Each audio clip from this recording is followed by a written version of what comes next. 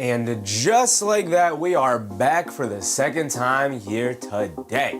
And we are back for what very much is, could be, will be, Joel Embiid returned to the court today. Who would have thought it? I know there were rumors he was kind of ramping up to play in this series, hopefully that his team could extend the series. And here they are, extending the series, a very close Game 3, where they ultimately did go down to the Celtics. But it was a very close game, could have went either way. And so here today in Philadelphia, hoping that the Joel Embiid return will help spark a victory for his team, tying it up at 2 games apiece. Who would have thought it? Now, there are pros and cons to this. There's a lot to go over. We could talk all about the Embiid return and what that means. So let's go ahead and start the show.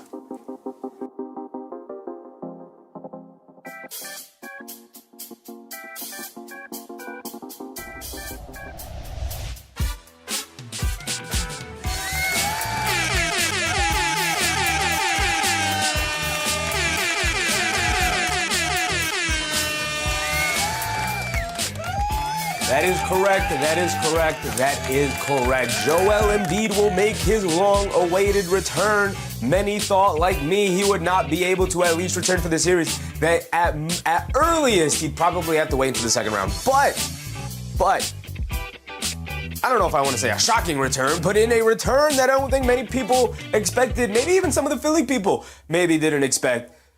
Joel Embiid will be on the court here tonight. Now, I don't know if he'll be in a starting lineup, if he'll come off the bench, what he'll look like. Is he in shape? Probably not. He always struggles with that anyway, let alone coming back from a surgical injury or an injury that had to be repaired with surgery. So I don't know what it'll look like today. I don't know how he'll move. It's not like he was very mobile before he went out with the injury. So I will tell you this. His minutes will probably be limited. They were playing very well without him. But here's the thing. I know a lot of Celtics fans, like Christian Blaze, if he's in the chat here, he'll probably be in at some point here tonight.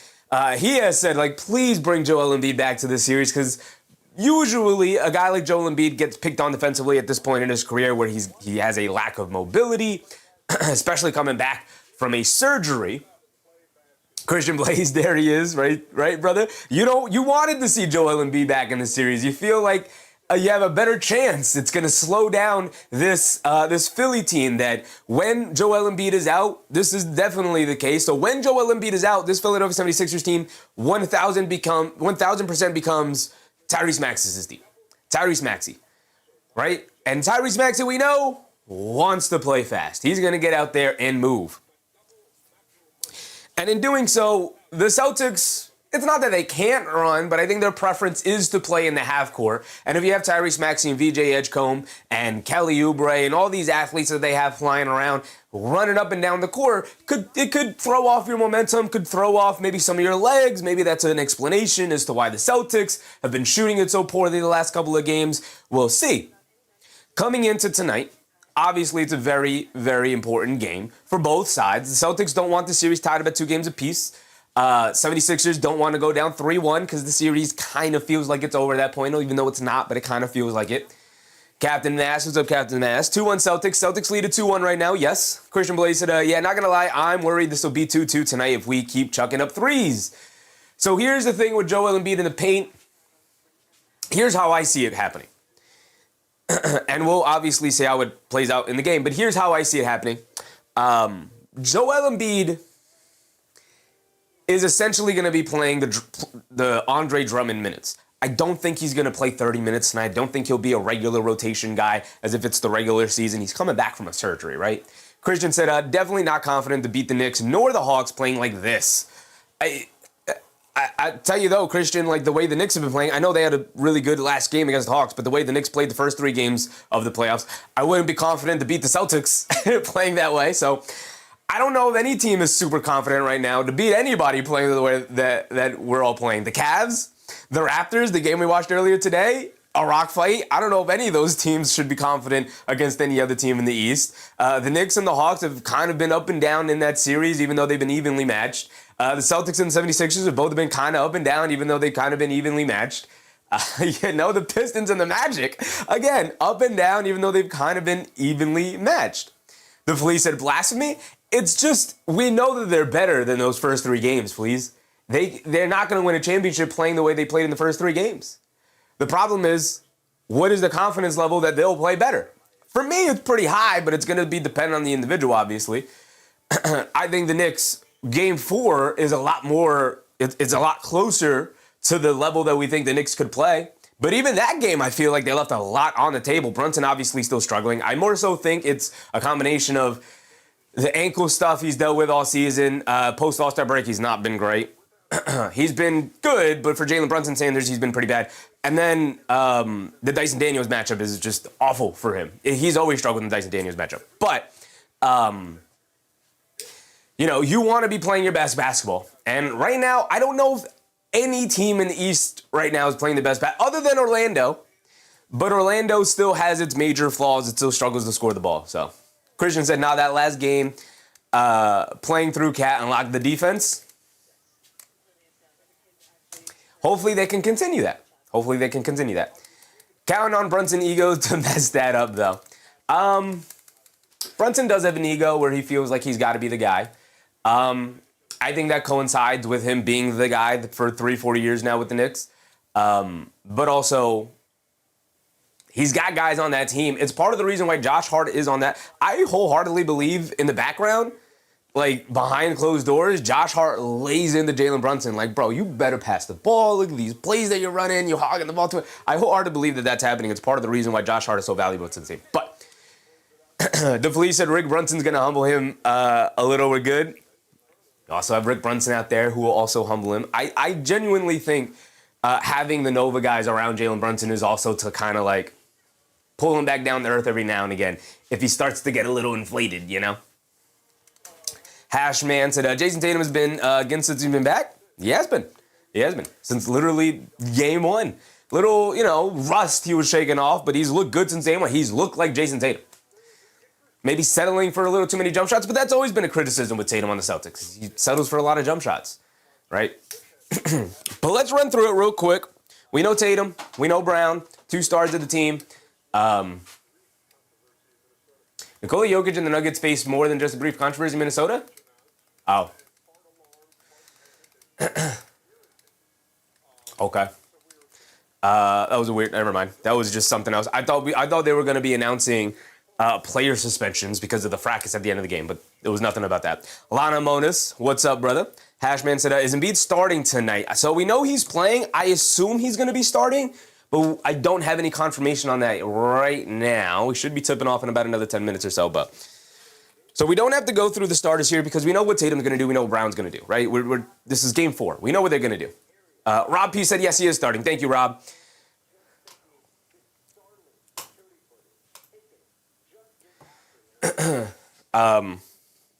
So according to Rob, my guy Rob, I'm going to trust you, Rob. He's starting. According to Rob, we'll see. But going over the Celtics rotation here, we know Tatum, we know Brown, we know what they're going to do. We don't have to go over them too much. We also don't have to go over most of the starters here because, again, we know what they're going to do. Derek White is a big, interesting talking point here because his shooting has been so horrendously bad pretty much all season. He's kind of been up and down in spurts throughout the regular season, but it's clearly really hampering his team's offense. And if he continues to shoot it here in this game, it continues to misfire unless he catches a hot streak here. It's been trending downward for him offensively. He came up with some clutch plays for his Celtics team, a big offensive rebound and whatnot. That's why he's in the game. That's what he does. Even when he's not shooting it well, his impact on the game is felt every single night, and that can't be said for a lot of players in the NBA. Look at my guy Mikal Bridges. If he ain't scoring, he ain't really impacting the game too much. And so it's really, really important to have him out there. But because he's out there, the name of the game is still putting the ball in the basket, so it's still really important for him to knock down those shots when he gets them, because more often than not, right now, at this point, he's kind of been treated a little bit like he's Josh Hart in the sense that teams will help off pretty heavily off of Derek White and then try to stretch back out to recover to him, knowing that his three-point shot just is not there right now. Supreme Vader, what's up, Vader? So he's going to have to step up in a major way offensively. We know what he does defensively. We know what he does in off-the-ball actions and rebounding and being a glue guy, keeping the ball moving, and all things like that. The problem is the shooting, right? Where majority of his offense comes from anyway, right?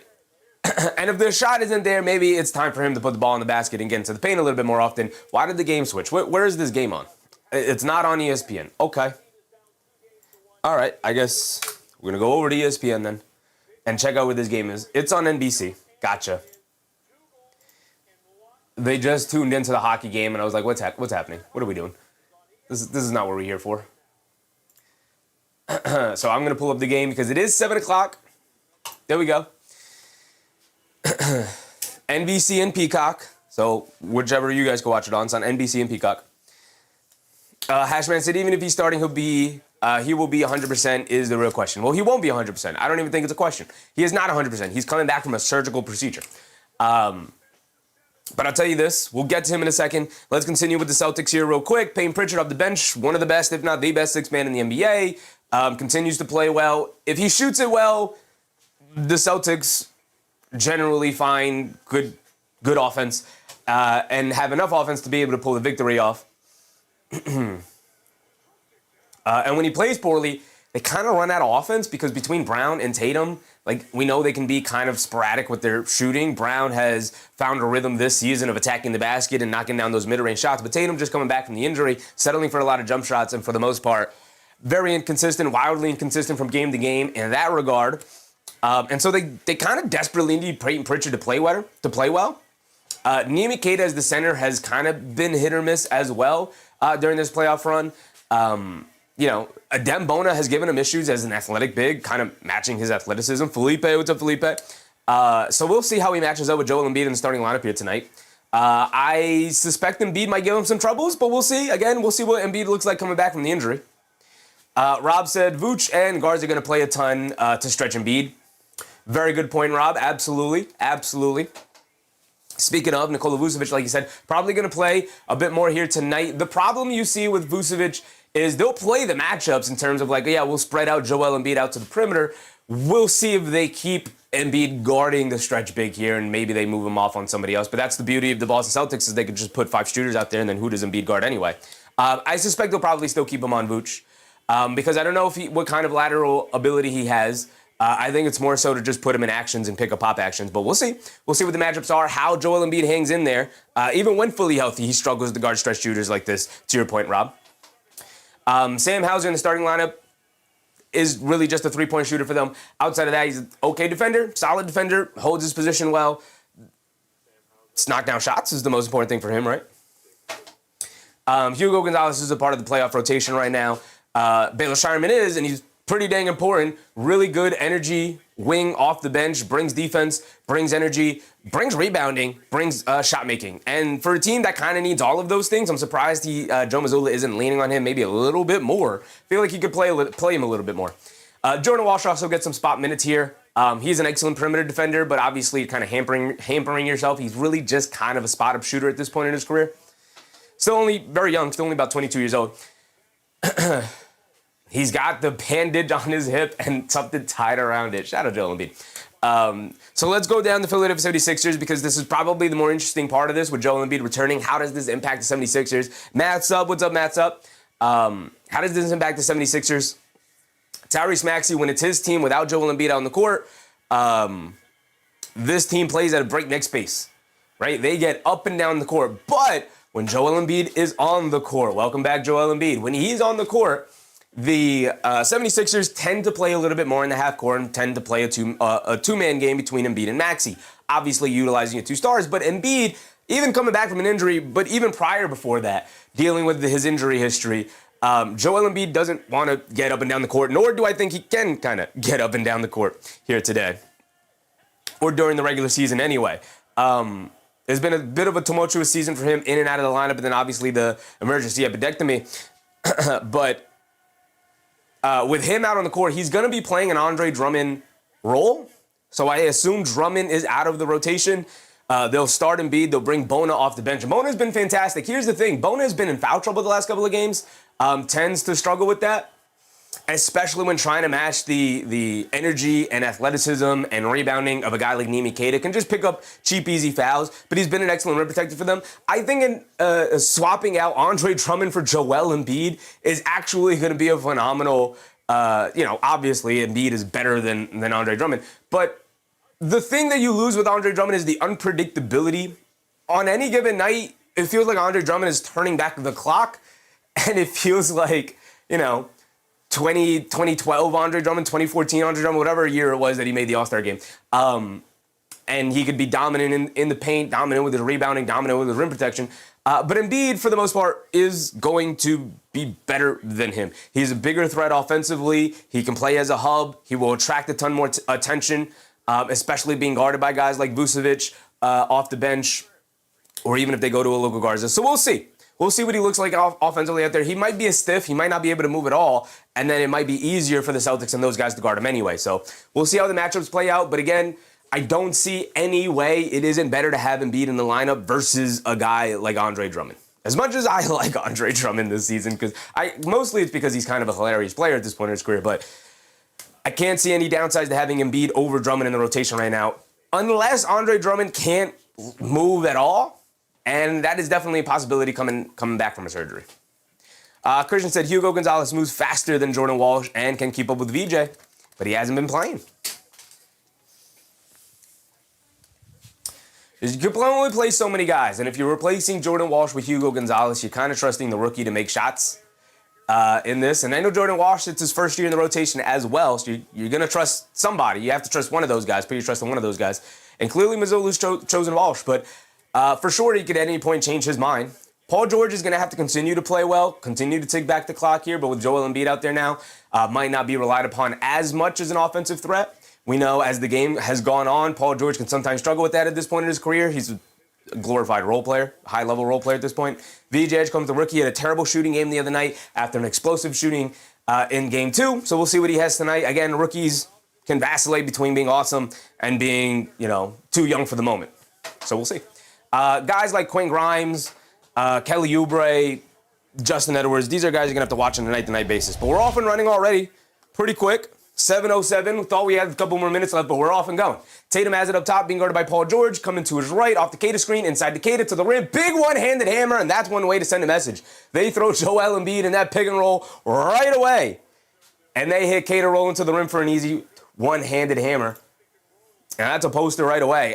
We could throw that up there right away. It's a poster. Let's get these lights out of there. Paul George down the lane, kicks out to Maxey, attacking to his left. Down the lane, leaves it off for Embiid in the paint against Queta, goes up, draws the foul, he's going to the foul line for 2 free throws. And that's the other aspect of Joel Embiid we didn't talk about in the pregame. Joel Embiid gets guys into foul trouble. And I know the Celtics have options between Queta, Luka Garza, Nikola Vucevic. I don't know if being forced to go to those guys early is a good thing or a bad thing for the Celtics here tonight. And I definitely would probably want Queta in there as much as possible against Embiid, I think. We got Celtics Sixers. Let's pull up our bingo card because that's already one thing on the bingo card. I didn't know Joel Embiid was playing. I would have threw a prop up here for him, but we'll rock out with what we got. I guess we'll change Drummond 3 for, unless he plays, we'll change Drummond 3 for an Embiid 3. If an Embiid hits a 3, we'll throw that up there. Mighty Montrell, dumb Montrell. Hopefully Embiid will have more ability than Gordon did last night. Joel Embiid walks to the line and knocks down 2 free throws, as he tends to do. The SGA of centers is a crazy name to give him, the SGA of centers. Walsh gets it over to Tatum, cross-court pass, Hauser, pump fakes in the lane, mid-range pull-up jumper, off the back rim, can't get it to go. Kelly Oubre, the rebound, bringing it down the other way. And every now and again, you see Embiid grabbing that side.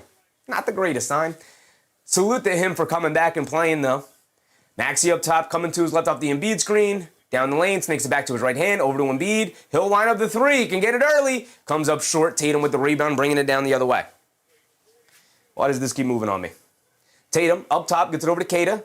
We haven't mentioned Brown's name yet. Brown not getting involved. Speaking of, gets the handoff, jab step coming to his left off the screen. Pull up 3 for Jaylen Brown, throws up an air ball.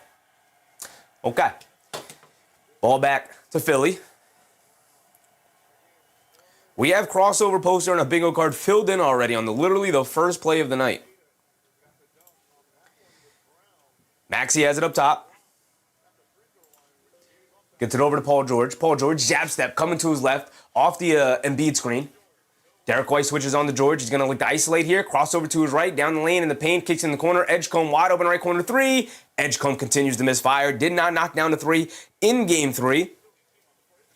After an explosive game 2 from three-point range. Derek White up top, coming to his left up a couple of screens, driving it down in the lane, stinging it back to his right hand. Nice last-second pass down low to Keita for the two-handed slam. Drawing Embiid just enough to drop it off at the last second there. Maxey coming off the Embiid screen, coming to his right, leaves it off for Embiid, being guarded by Keita. Has it in the mid-post, catches, jab step, pump fake, jab step, pump fake. Now puts up the midi, can't get it to go down, rebounded by Tatum. Here comes Jayson Tatum in the Celtics, bringing it down, has it up top. They get over to Keita. Keita attacking to the rim, goes up, gets caught in the air. And it's a foul on Embiid.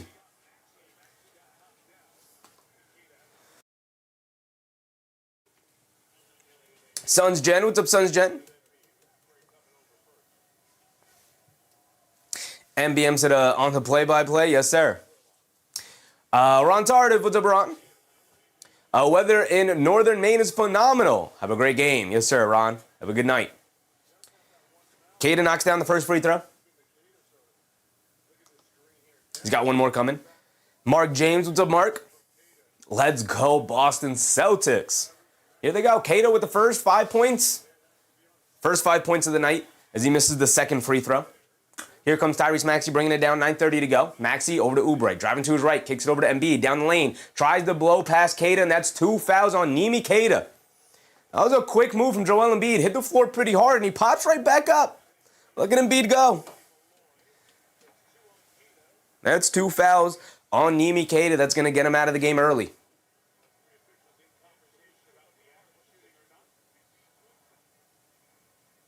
Felipe said, like Scoot today, ups and downs. Yep. So Keita scores the first 5 points of the game for the Celtics, and he's got to sub out, picking up the 2 fouls guarding Embiid. MEM said he was not shooting. No, didn't look like he was.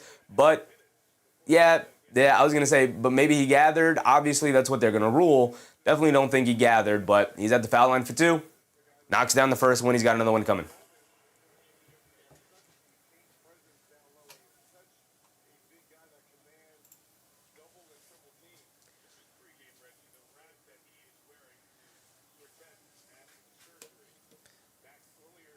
Ron Tardif said, Vooch is a liability. He can be.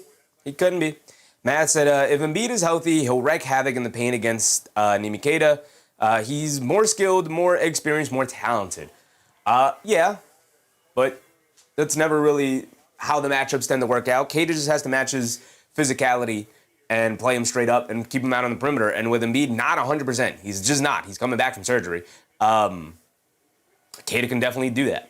Keep him out on the perimeter as much as possible, force him to shoot jump shots, which is what he was doing before he had this emergency surgery anyway. Tatum, the fall-away jumper over. Paul George can't get it to go. Embiid with the rebound. Edgecombe gets it over to Oubre. Oubre bringing it down. He's going to stop and pop a 3. Comes up short, rebounded by Jaylen Brown, and Brown will bring it down. Brown being picked up by Edgecombe. Coming to his right, crossing over to his left. Brown has Edgecombe in the post. Kicks it out to Derek White. Derek White up top, being guarded by George, back to Brown in the post. Brown by the three-point line on the right wing. Jab step.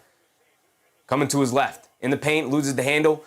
Finds a way to kick it out to Derek White. A straightaway 3. Hits the side of the backboard. Oh, my goodness, Christian. Hit the side of the backboard. Mark said, how you feeling? I'm good. Took my medicine. If anything, I might be a little low energy to start, but we'll pick it up as the game goes. Paul George misses the step-back baseline jumper. Here comes Brown bringing it down the other way. Still 5-4. Pretty uneven start to the game. And Paul George picks the pocket of Jaylen Brown. Hit ahead to Oubre. Leaves it off for Embiid. And a big two-handed slam for Joel Embiid. He did knock down the other free throw that they didn't give it to him. So Embiid with the first 6 points of the game for the 76ers here. Tatum up top being guarded by Oubre. Embiid hedges out hard inside the Vooch. Vooch has it in the post being guarded by Paul George. Flips it up with the right hand hook. Gets a nice soft touch off the back of the rim. He gets it to drop down. And now here comes Maxey bringing it down the other way. Maxey coming to his left off the Embiid screen. Double step back. Swings it over to Paul George. Now over to Edgecombe. Edgecombe coming to his right up the Paul George screen. Edgecombe pulls it out.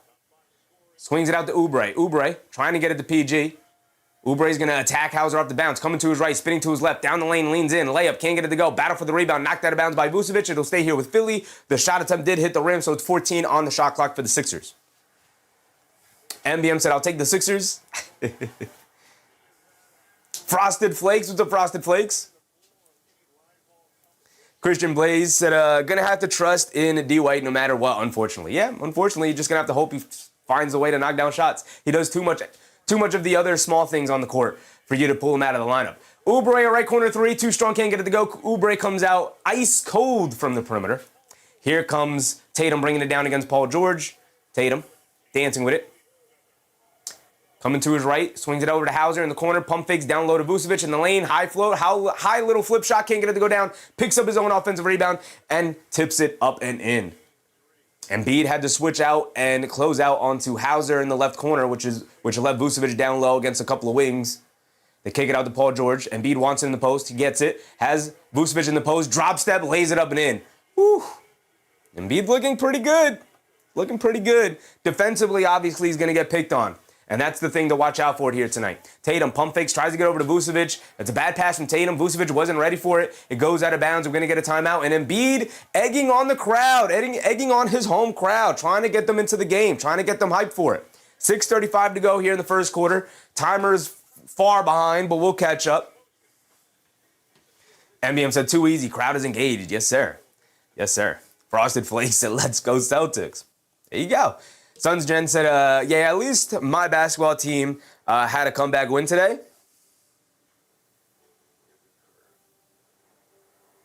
The Spurs? Oh, your baseball team, I just read it as basketball.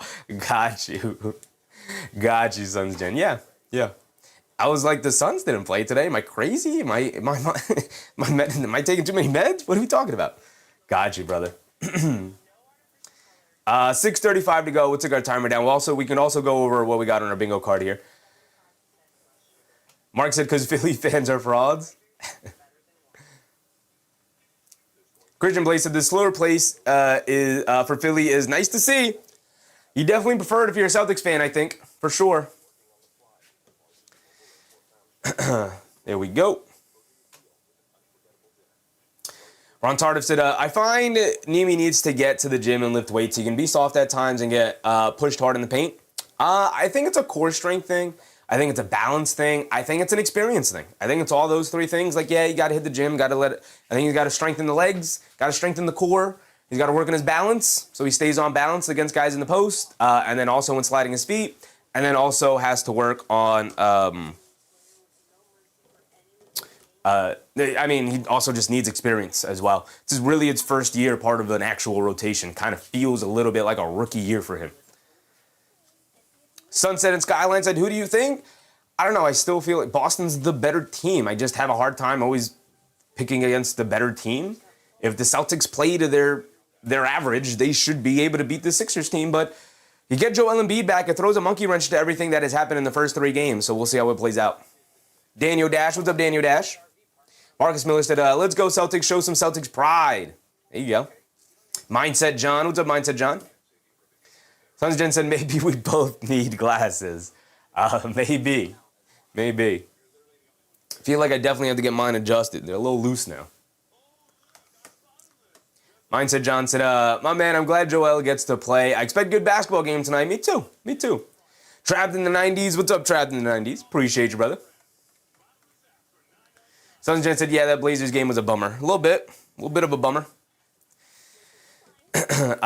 No Scooter Sans tonight, but and the Blazers gave up another big lead, and that series goes up 3-1. So that feels a little bit like it's over. If it was at least 2-2, you could be like, I could still go anyway. But I think we all kind of expected the Spurs to pull that one off anyway, especially with Wemby back. Man, so the Beans of Monster when healthy. That word will be immortalized etched into his Hall of Fame plaque. When he was healthy. When will be capitalized. CEO King, what's up, CEO King? Embiid gets 30 on the bingo. I didn't know Embiid was going to be in the lineup today. I knew he was questionable, but it wasn't announced until a couple of minutes before I was getting ready for the game, so I was going to go back and change the bingo card. But what we're going to do is we're just going to replace this Drummond 3-point make with an Embiid 3-point make. So if Embiid makes one, we'll fill this one in. We did fill in one spot on the bingo card already. It was literally the first play of the game. It was a crossover or a poster highlight. And Nimikata came out and gave us a poster highlight on the first play of the game. So here we go. We're back into it after the timeout. Paul George has it up top, being guarded by Brown. Coming to is right up the Embiid screen. Mid-range, pull-up jumper, gets an open look, can't get it to go down. Tatum can't snag the rebound. It goes out of bounds. It'll stay here with Philly. Manuel Mercado. What's up, Manuel? Greetings from Bolivia. Sixers versus Knicks is the match we want to see. Sixers versus Knicks, huh? I don't know. I don't know if I want to see that, but be a good series. Celtics versus Knicks, Sixers versus Knicks. It'd be a good series. We know the Knicks are going to be there. Oubre down the lane. Can't get the floater to go down as he is now 0-for-5, I believe. And now Brown bringing it down the other way. Brown coming to his left against Edgecombe. The rookie just bullying his way down in the paint. Spins, kicks it out to Pritchard. A deep left wing three for Pritchard. Off the back rim, can't get it to go. Derek White knocks it out to Brown. Brown over to Pritchard. Pritchard, pass fake, tries to get over to Tatum, gets knocked loose by Edgecombe. Pritchard able to pick it back up. It's a 5-on-4. Edgecombe still in the backcourt. Vucevic a three, can't get it to go. Pritchard with the offensive rebound and tip up and in. And it's 11-8. And we're and we're past the halfway point. 11-8 here. Edgecombe up top, coming to his left off the Embiid screen. Edgecombe down the lane, pass fake, leaves it, keeps it, and knocks down the low jumper in the paint. Look at VJ Edgecombe. A little craft down there. The rookie learns quickly. Pritchard on the left wing with Embiid switched onto him. Pritchard pulls it all the way back out. If I'm Pritchard, I'm looking to dance. They get over to Tatum instead. Edgecombe ends up grabbing Vucevic in the post there. Ron said, is Nimi in the mix for most improved player? Not really. He had a really solid year, but there were other guys who were just phenomenal. The guy who ended up winning it was Nickeil Alexander-Walker on the Atlanta Hawks. He went from averaging 9 points last year to 20 points this year. And Embiid subs out for the first time. I assume they're going to put in Bona. He's been their backup center when Embiid has played all season long. No, Drummond comes in. Okay. Okay, interesting. Drummond is in. So maybe we keep the Drummond 3-point make thing here. Drummond or Embiid, whoever makes a three tonight. Pritchard almost throws it away, but they call a foul on Oubre, I believe, holding on to Tatum on the little pick and roll there between Tatum and Pritchard on the two-man game. 11-10 still, 5 minutes to go here.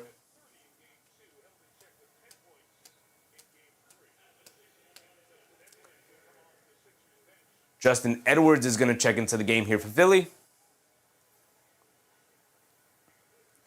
Edgecombe going to sub out with the 2 fouls, I think. I think that's 2 fouls on Edgecombe, yeah.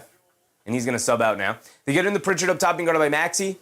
Well, now they got Maxey in the game. I'm surprised no Bona, so that they can play faster with Maxey as the lead now. They get it inside to Garza, who draws a foul on Drummond. It's a very slow-paced game right now.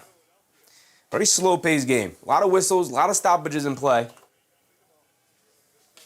We got 4:50 to go here.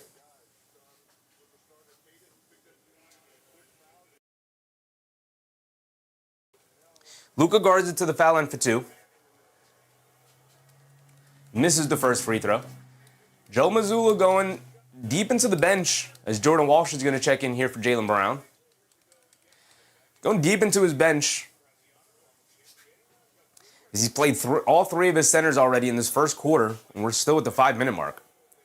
My goodness. Rob P said, Cleveland, Toronto, part 2? The Celtics have too many shot makers. And kind of so does Philly to have that. That was pretty horrendous. All right, here we go. Maxey has it up top. Garza knocks down both, or splits the free throws. Paul George, a right wing 3. Got it to go down. There you go. There's a 3, y'all. As Philly takes a 1-point lead, 13-12, 4:30 to go. Pritchard up top, coming to his right, coming off a stagger screen, steps back right wing, a 3 over Andre Drummond, and he gets the 3-pointers right back. Now we're getting some NBA action. 15-13, Celtics retake the 2-point lead. Maxey bringing it down, directing traffic. Maxey positioning guys where he wants them. Up top, coming to his right off a stagger screen himself. Maxey on the right wing, picks up his handle, gets it over to Oubre in the corner, being guarded by Tatum, swings through to his left. He has Tatum in the post, backing him down. Tatum knocks the ball loose. Oubre able to pick it up in the paint, kicks it out. Drummond, a left corner three, line me up. Too strong, can't get it to go. Oubre battling for the rebound, but Tatum able to save it. And Jayson Tatum will bring it down the other way. Tatum gets it over to Pritchard, bringing it down. He'll stop and pop, deep right wing three. Got it to go down for Pritchard. And the shots are going down early now for the Boston Celtics, getting into a rhythm fast. 8 points for Payton Pritchard. He's 2 for 3 from three-point range to start. Paul George bringing it down against Jordan Walsh, coming to his left off the screen. Paul George stops, step back, deep long-range fall-away jumper, can't get it to go. Tatum with the rebound, in and out dribble on Oubre, blows right past him in the lane. Justin Edwards trying to pick him up. He goes all the way to the basket for the scoop layup to go, and we're going to get a timeout for the Philadelphia 76ers as the Celtics go up by 7. Surprised no Bona, and they went to Drummond. Really surprised about that.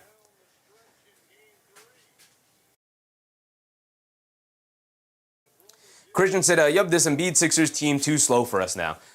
Which is why I'm surprised they went with Drummond. Why would you not... If Embiid is going to come out of the game and Maxey's going to be in the game, why not go to Drummond to play faster? Baffling decision to me by Nick Nurse there. Drummond has been fantastic protecting the basket in this series as well and attacking the glass. Not sure why you remove him from the rotation right now. And Andre Drummond vacillates between, like, he'll give you a good play, and then he'll give you 2 bad ones, and then he'll give you 3 good ones, and then he'll give you a bad one. You kind of just, I would roll the dice with Adem Bona in this moment. Christian said Bona would have been better, you're right. I don't know why you bring Drummond into this game when you just had Embiid out there. He's a worse version. At this point in their careers, Andre Drummond is a significantly worse version to Joel Embiid. And why would you play him then in that spot? Especially against stretch fives like this. Wouldn't you want the more athletic Adem Bona keeping up with the stretch five of Luka Garza and then being able to come into the paint and then hedge out back out to shooters and be in rotation? Wouldn't you want a big to snag rebounds and get off and running for you, or block shots and cause a turnover and get out and running for you? I don't understand that decision from Nick Nurse. But we'll see. Calls the timeout here. Celtics taking a 7-point lead. They got all momentum in the world right now. We'll see if this timeout changes anything. Daniel Dash said Portland was simply outplayed 73-35 in the second half. Pretty gross. Which says, as good as we've been this season, we really miss Dame's leadership, scoring, and point guard skills, addressing 30th place in the turnover percentage. Yeah, that's always been the thing. That's been the thing consistently with this team.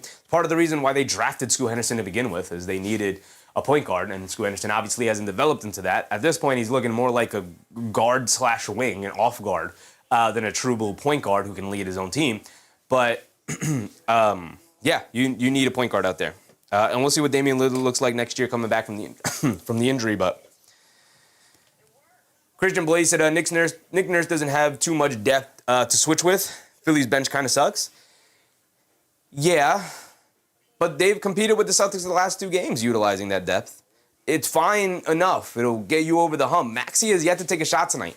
This is a problem. Maxey, get loose. You know, this is your team. This is your team. And now Joel Embiid is out of the game. It kind of needs to be your team. Paul George's taken 4. Oubre's taken 4. And you haven't taken 1. This is a bad game from Maxey so far. We got 3.5 to go here in the first. Where are you, Tyrese Maxey? Show up, brother.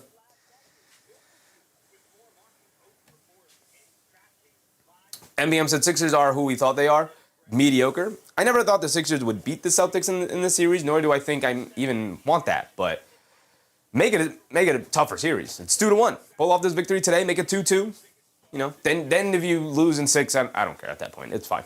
Lose in 6, I don't care. Lose the next 2. MBM said best player not engaged, Maxey. Yeah.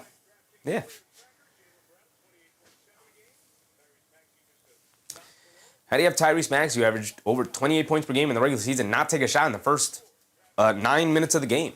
Here he comes. Hands it off to Paul George, over to Oubre, back to Maxey. Swings through to his left off the Drummond screen, slinging it back to his right hand, down the lane, in the paint, step back, pump fakes, kicks it out to Oubre. Oubre gets it back to Maxey.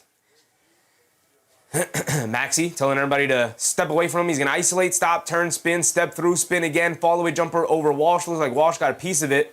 And it's a shot clock violation. That's another thing for a bingo card. Logo 3. Did we give Logo 3? We had a couple of D3s from Payne Pritchard. I don't think we had a Logo 3. Kind of. I'm going to leave it off for now. But we did have a shot clock violation.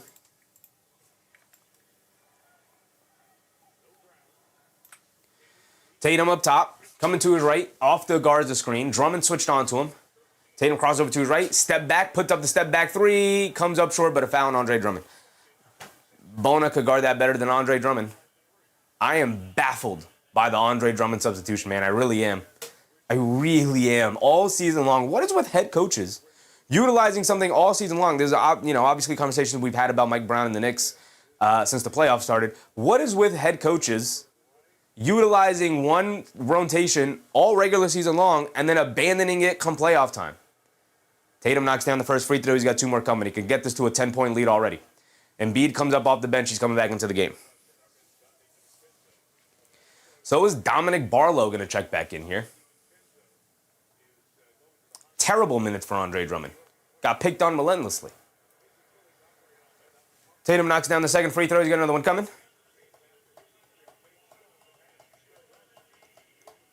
Daniel Dash. Boston has so much polish. I checked after game 3. Brown 6 Eastern Conference Finals. Tatum 5 Eastern Conference. Brown 6 Eastern Conference Finals. Tatum 5 Eastern Conference Finals. That is almost consecutively. They've consistently been one of the best teams in the league. I mean, that's what happens when you have 2 of the top 10-ish players in the league. Like, Tatum has hovered around top 5 player in the league, and Brown has hovered around top 10 player in the league for majority of their career since they made that leap. And then even this year with Tatum coming back, like, that's kind of flipped where Brown is hovering around top 5. Maxey knocks down the pull-up 3 off the handoff with Embiid. There you go. Tatum did knock down all 3 free throws, but they get those 3 points right back. It's kind of what happens, right? They should be competing with those 2 guys in their roster.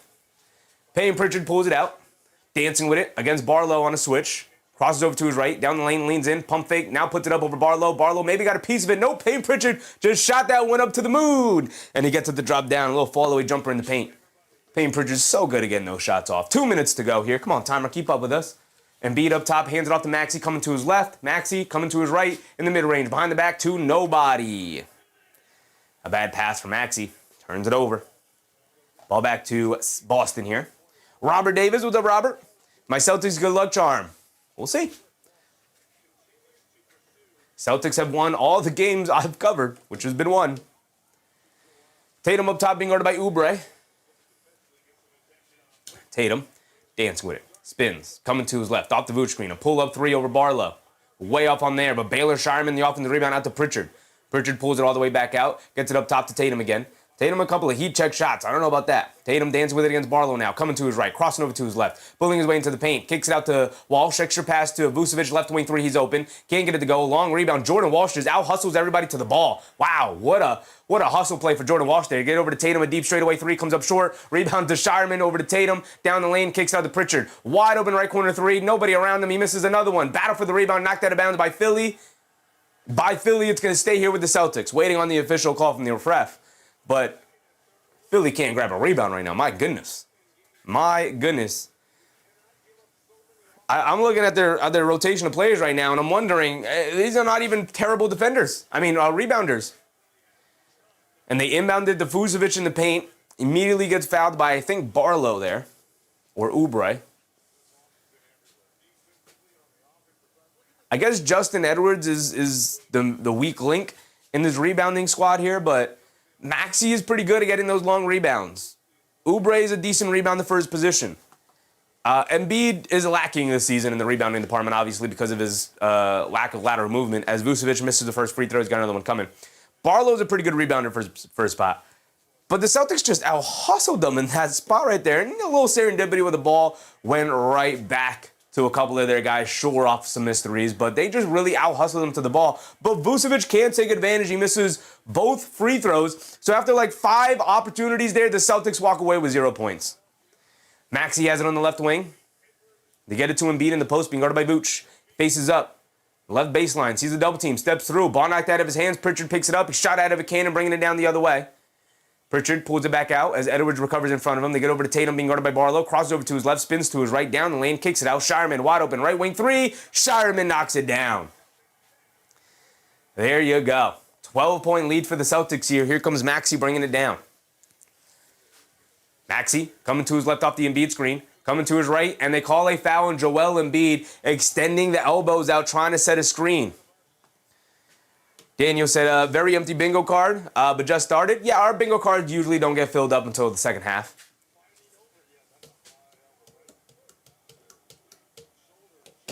We did have 2 consecutive missed free throws, though. We can fill that in as well. Pritchard driving to his left, double step back, pump fake inside the Vooch, swings it out to Jordan Walsh, wide open right corner 3. Walsh knocks it down, and it's a 3-point party for the Celtics.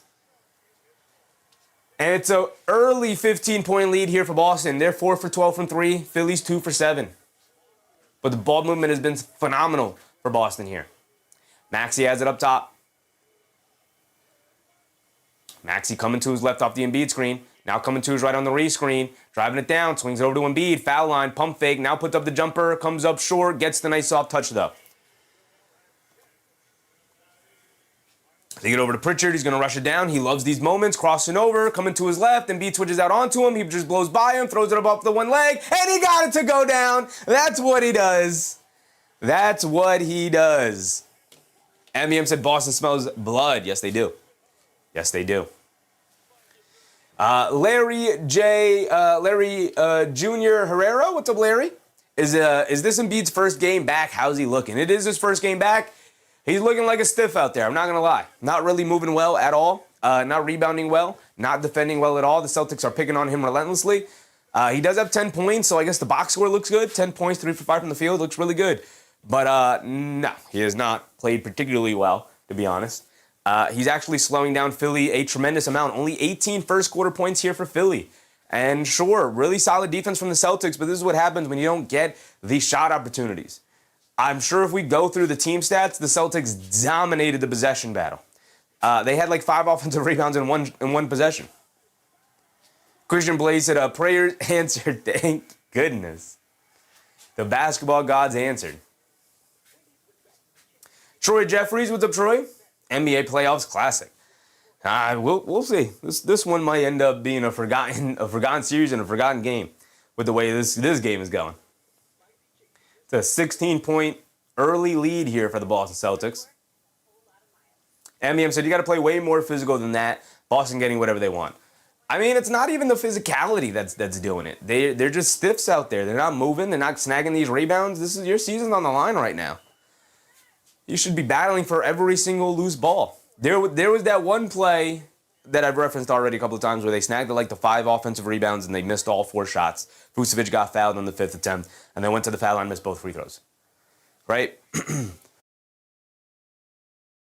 On that possession, it started off with the one missed shot and the ball careens all the way out to the 3-point line and everybody for Philly is just kind of standing around and Jordan Walsh is the only one like swimming through Philly players and battling through them to hustle to the ball, and he picks it up.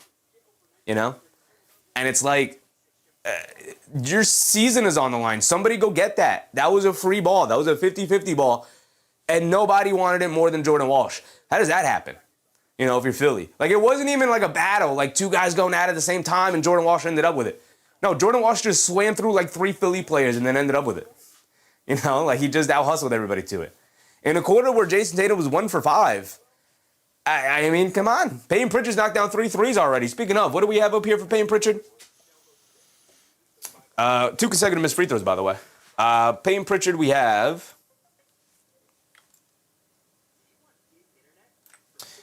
where are you? I think we have Pritchard for like 3 threes or something. No? Oh, Pritchard 15 and 5. He's got 13 and 2 already, so that's looking pretty decent. It's looking pretty decent. Just that said, Philly plays a boring style. When Embiid is out there, he's pretty boring, yeah. Larry said, thanks for the response. Keep up the awesome job. I listen to you all the time at work calling the Knicks game, so thank you for the great play-by-play as always. Appreciate you, Larry. Hope you're having a good time, man. Thank you for that. Thank you for hanging out with us. But even I mean, Edgecombe for 25 is not looking good. Maxey for 30 is not looking good. He's got 3 points. It's not good enough. Embiid hasn't hit a 3 yet. Drummond hasn't hit a 3 yet. He took 1. Derek White, 15, 5, and 5. Hauser for 3 threes, a travel, a double-double. Failed challenge. We haven't had any challenges yet. Tatum for 25. Not looking great. Brown didn't even score in that first quarter. Tatum was 1 for 5, and Brown didn't score. And you trail by 16 points. That's pretty disastrous first quarter there for the 76ers. Embiid gets it over to Paul George. And it's a defensive 3 seconds on Shireman. So that's a free point for the 76ers there. Vooch missed 2 free throws. Yep, I just put that up there, but I didn't update it. So let's do that right now while Paul George is at the foul line for the technical free throw. It's not a real tech. It's a defensive 3 seconds.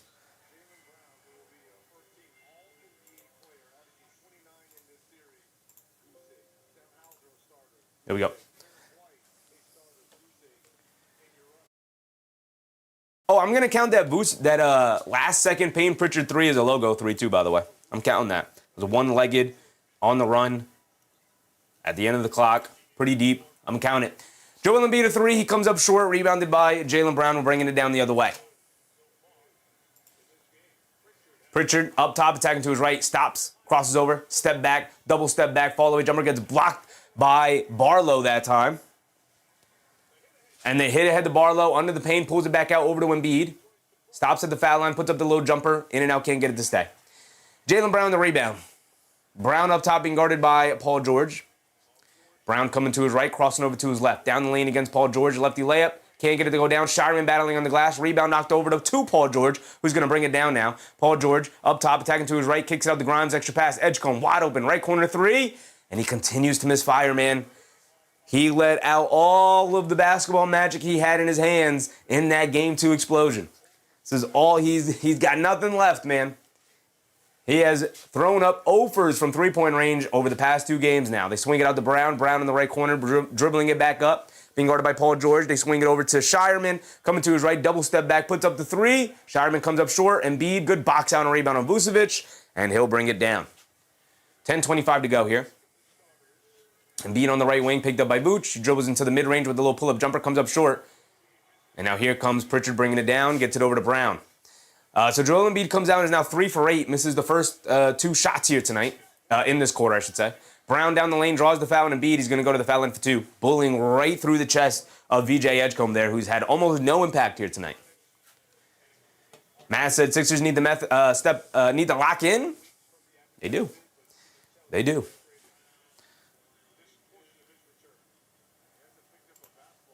I'm giving us the logo 3 off the Pritchard buzzer beater at the end of the first quarter there. And where did it go? And where did it go?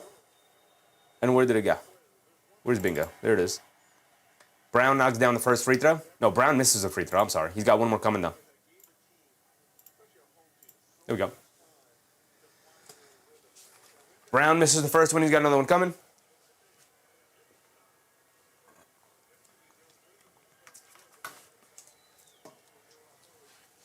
Brown goes over 2 from the free throw line as well. Free opportunities here for the Celtics to claw back into this one. Edgecombe bringing it down, hands it off to Grimes. Grimes hands it off to Paul George.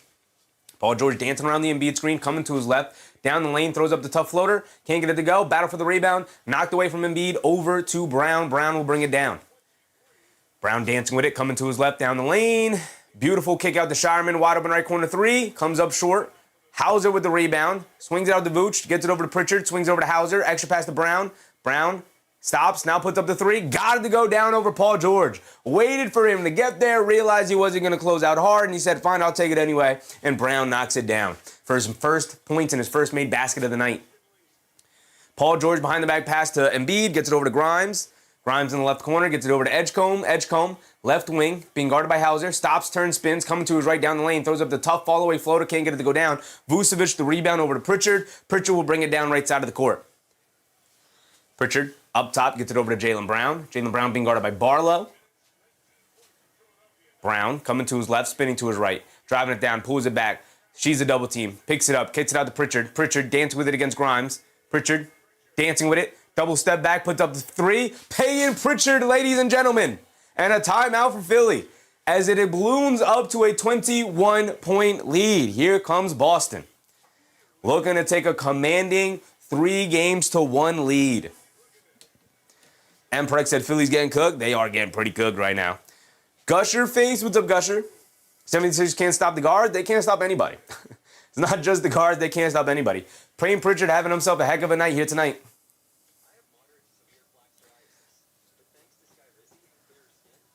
MVM said Brown wearing 2 different color shoes. That's why he missed. Blowout incoming, MVM? I hope not, obviously, because then that'd be a nice early night for us, but still. Robert Davis said Pritchard is a killer. Yeah. Yeah, man. He has really turned himself into the best 6th man in the NBA at this point. Obviously wasn't in the running for 6th man of the year this year because he spent half of the year as a starter. But even that time he spent as a starter was awesome for his development. You know, he got to learn what it's like to prepare as a starter and go up against starting units and starting defenses all season long for about half the season. Right up until the trade deadline, obviously, when they traded Anthony Simons, they moved him back to his more natural off-the-bench role. Christian said one of the best NBA contracts. Yep, a steal. But I'll tell you what, Christian, you're going to have to pay that man. You're going to have to pay that man. Pritchard will be missed if he asks out again.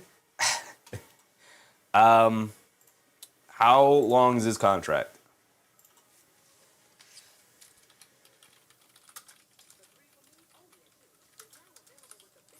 Daniel Dash, did you do Raptors, Cavs Raptors too? We did do Cavs Raptors, Daniel Dash.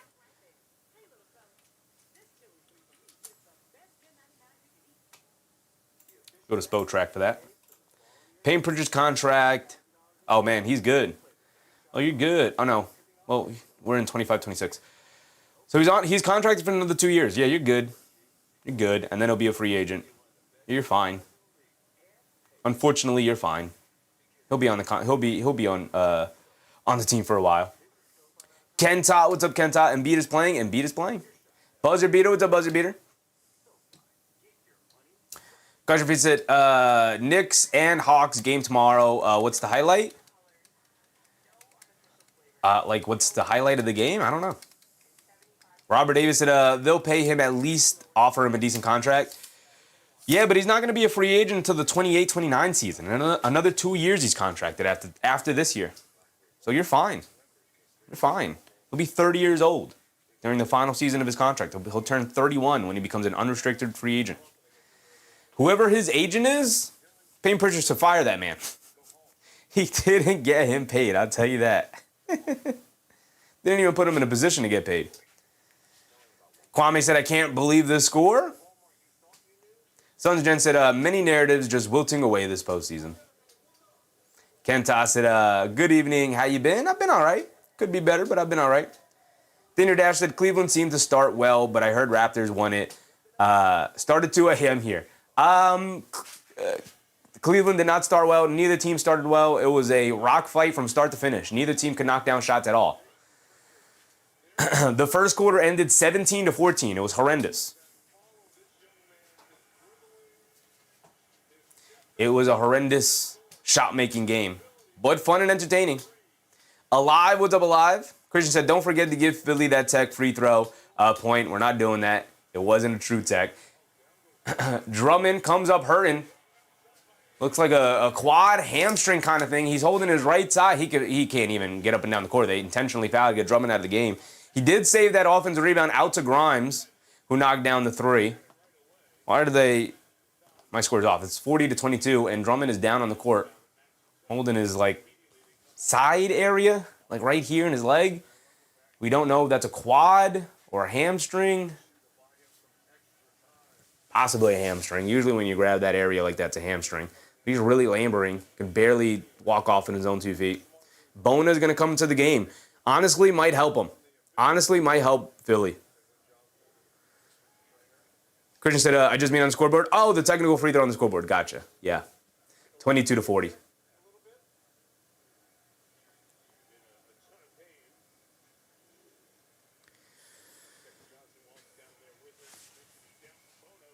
Pritchard, being guarded by Grimes, gets it over to Keita. Keita now back in. This Keita-Bona matchup has been fun. Pritchard driving it down to the rim, scoop layup with the right hand, got it to go down. I mean, Pritchard just can't be stopped right now. Drummond labors into the locker room. It's back to 20, though. 8 minutes to go here in this second quarter. Paul George up top, hands it off to Edgecombe. They get it over to Grimes, curling off the screen. Grimes has it up top. Attacking to his right. Behind the back, step back, pump fakes, got nowhere to go. Kicks it out to Maxey. Maxey being guarded by Derek White. Attacking to his left, leans in, step back, spins, tries to get it inside the Bona. It's a loose ball, pass, goes out of bounds. It's going to go back to the Celtics.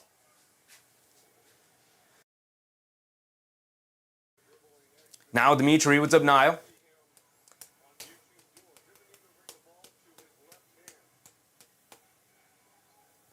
So we got just under 8 minutes to go here. Pritchard under the rim again, now coming to his left. Step back, kicks it over to Derek White, attacking. Grimes picks his pocket. We're going the other way to 2-on-1. Grimes goes all the way to the rim for a big one-handed hammer. There you go, Quinn Grimes. But it's back to 18. You're going to have to string together a couple of stops and scores here to get yourself back into this one with some momentum. They get it over to Nimi Keita. Now over to Pritchard, coming to his right. Dembona hedges out hard. He steps back. He lines up another three. Can't get it to go down. Nimi Keita knocks it loose out of bounds. It is going to go back to Philly. There's a stop. Can he string it together with a score? Kentas said Pritchard is a Derek Fisher-like. A little bit better than Derek Fisher. More of a scorer. I know Fisher kind of was that earlier in his career, but he's more of a scorer. Edgecombe telling Paul George to get away from him. They're trying to get it to Quinn Grimes. They do. Grimes going to run the two-man game with Bona coming to his right. Puts up the three. Quinn Grimes can't get it to go. Bona attacking the glass. Can't grab it. Here comes Derek White bringing it down the other way. White gets it over to Brown. Pump fakes. Coming to his right up the Keita screen. Driving it down. In the lane, leans in, step back, pump fake, swings it out to Pritchard, left wing, pump fakes, blows past Grimes as he runs him off the line in the paint, kicks out to Brown. He throws up another three. Brown comes up short. Grimes the rebound, leaves it off for Maxey. Hit ahead to Edgecombe. Brown jumped the lane. Edgecombe able to recover it. Back to Maxey. Back to Edgecombe. Edgecombe on the left wing. Edgecombe pulls it out, gets it over to Paul George in the post, being guarded by Derek White. Spins to his left, step back, baseline, fall away. Can't get it to go down. Keita the rebound, saves it over to Pritchard. Pritchard will bring it down, gets it over to Hauser. Hauser gets it back to Pritchard. They've gotten a couple of stops here in a row, and they haven't been able to benefit off of that by getting scores. Brown kicks it out to Hauser. A wide open three, can't get it to go. Battle for the rebound. Derek White ends up with it. They get it back to Hauser. He puts up another straightaway three. This time he knocks it down. Compounding the fact that Philly is missing a lot of these stop and score opportunities, they can't grab offensive rebounds when they do get stops. Or they can't grab rebounds in general when they do get stops, leading to offensive rebounds. A nice pass from Grimes, curling off the screen, hit the drop-off pass to Bona for the two-handed slam. Back to 19. It's hovering around 20. Can they get it to below 15? Can they get it back to around 12 going into halftime? Pritchard tries to get it to Brown. Ball knocked loose. Brown picks it up, kicks it in the corner to Hauser. Ran off the line by Maxey, coming to his left, down the lane. Puts up the low jumper. Can't get it to go down. Paul George the rebound. And here comes Philly. Hit ahead to Maxey. Out and running in transition. Cross-court pass to Grimes. Coming to his left, down the lane. Pass fake behind the back, inside the Bona. Carving out space. Layup. Got to go for a Dembona. And a timeout for the Celtics. And this was the speed that we talked about. Why would you go to Andre Drummond in this unit? But Quinn Grimes making things happen now. 45-28, 17-point game. 17-point game. CEO King said Maxey's playing like he's scared tonight. Yeah, Maxey's taking 2 shots. This ain't going to get it done, brother. This ain't going to get it done. It's not like he's even facilitating out there. He's got 2 assists. He's allowed VJ Edgecombe and Paul George to kind of run the party. And Joel Embiid when Joel Embiid is in the game. Brother, you guys step up. This is your team.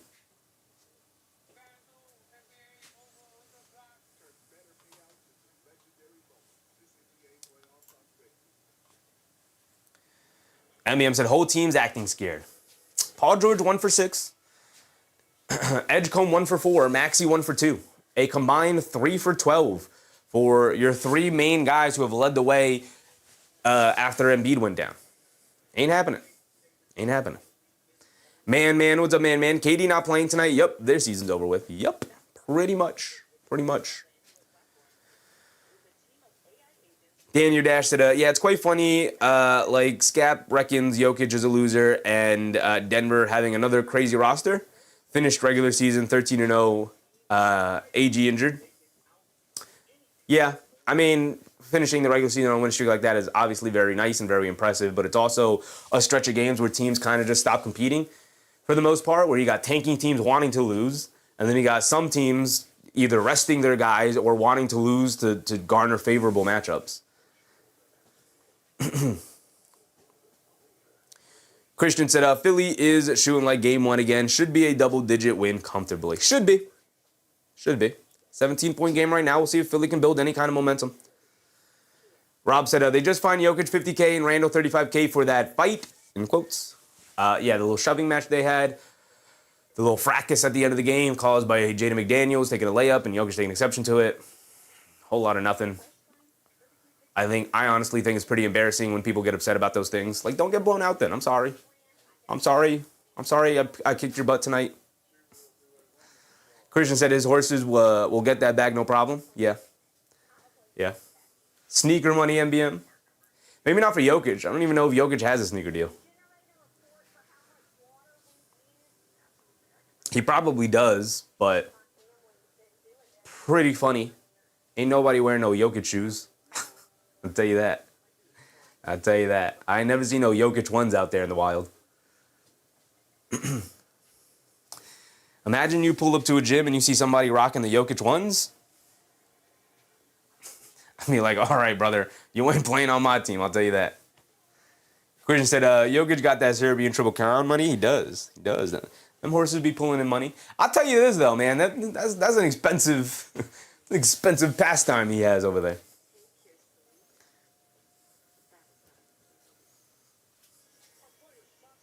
CEO King said, be a whole lot of almost fights in the playoffs. And nobody's actually going to fight. You get suspended too many games. You get suspended way too many games. It's not worth it. Even if you're suspended one game, it ain't worth it.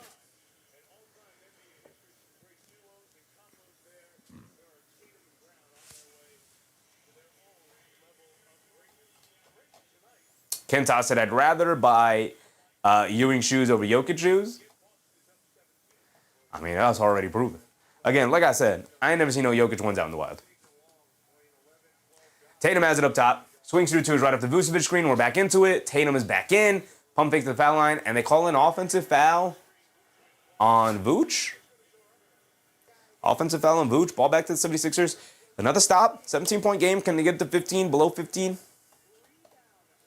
Daniel Dash said Denny versus Steph Castle was great. That little mini shoving match they had too, whole lot of almost. Tatum picks up a foul on Oubre. He's going to the foul line for 2. Momentum starting to shift a little bit here. Just a little bit. Rob said got some shacks. 8 offensive rebounds for the Celtics, 0 for Philly. Oubre at the foul line for 2, can cut it to 15, knock down your free throws.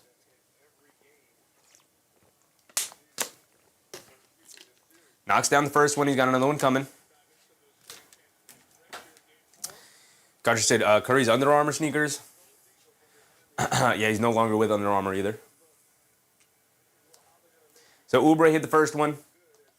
Oubre hits the second one. It's a 15-point game, 45-30. Okay.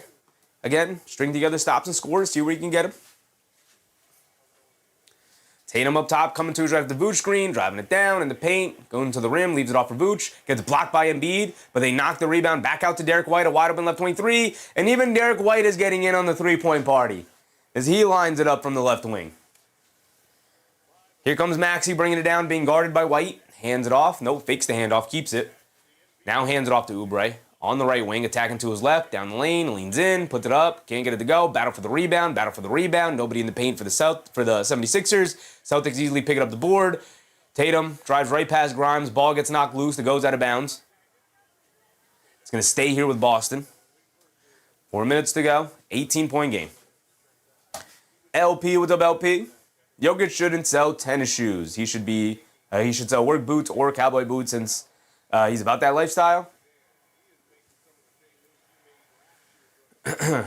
Pritchard on the left wing gets it over to Vooch. Vooch hands it off to Brown. Brown coming to his left off the Vooch screen. Slinging it back to his right hand in the lane. Little fall-away jumper in the paint. Comes up short. Rebounded by Grimes. They get it over to Maxey. Maxey bringing it down. Maxey up top. Shoves it over to Embiid. Hits Maxey coming back door. Maxey to the rim. Reverse layup. Can't get it to go, but a foul on Vooch. Send Maxey to the foul line for 2. And cut it to 16.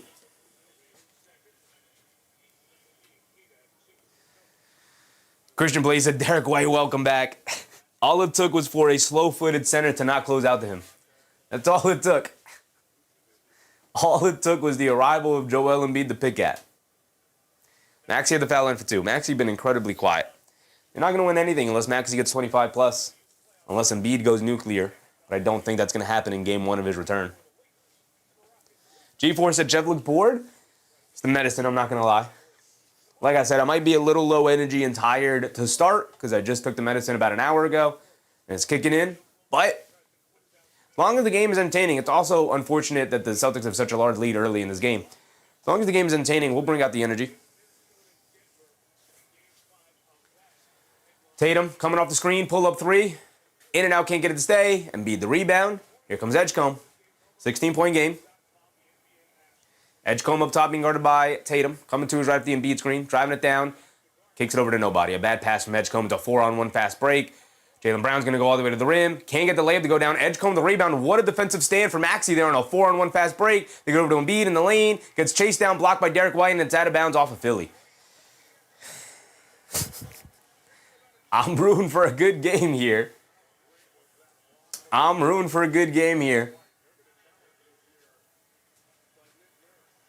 And Nick Nurse is going to use a challenge, possibly looking for a foul call. Let's see the replay on it. You can't really see the ball, the block shot on the ball there. But it looks clean from the angle they showed. They're not going to show another angle, of course not.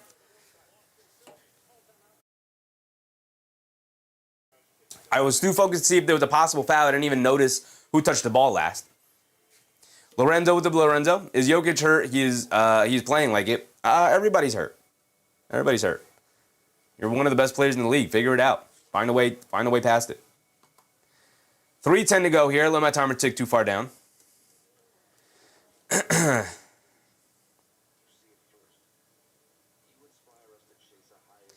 Ken Toss, the 76ers have 1 quarter to come back. Well, they got 2 quarters and 3 minutes to come back. Christian Blaze said Tatum 1 for 7, Brown 1 for 6, and a comfy 16-point lead. You'll love to see it. Yeah, that's a pretty bad sign for Philly that Brown and Tatum having pretty miserable shooting nights, and yet you find yourself down by 16. Oubre 0 for 5 hurts. Edgecombe 1 for 4 hurts. Tyrese Maxey not being aggressive at all hurts. All 3 of those things hurt. Embiid 9 shot attempts. Maxey 2 shot attempts. That should not happen. That should not be the distribution here. But it's also Maxey's fault. Like, Embiid is being aggressive. He's doing his thing. I don't know what Maxey doing. Unsuccessful for Philly. I don't know why you challenge that unless, you got to be sure on these early challenges like this.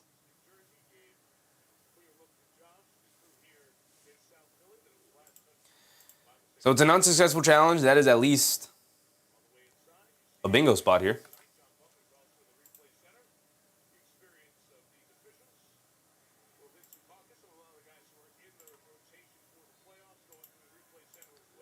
There you go.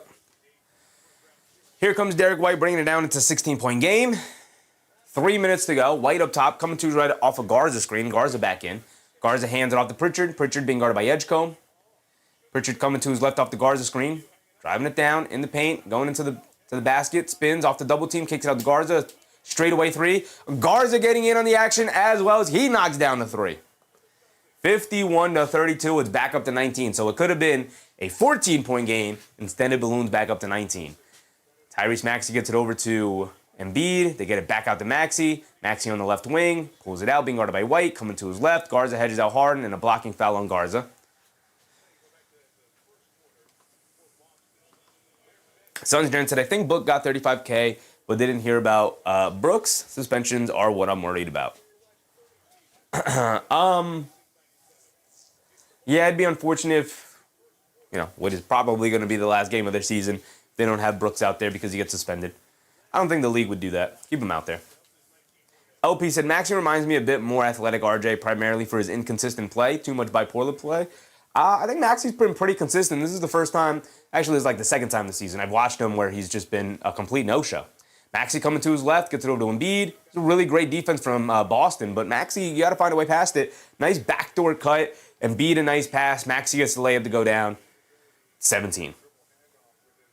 Tatum, a dribble pull-up 3, leaves it off of Garza. Last second, back over to Tatum. Tatum, jab step coming to his left. Mishandles it and knocked out of bounds by Oubre.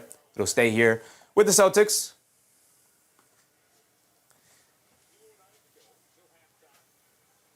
Kentas said if they don't make the comeback in the third quarter, Boston's going to kill time come fourth quarter.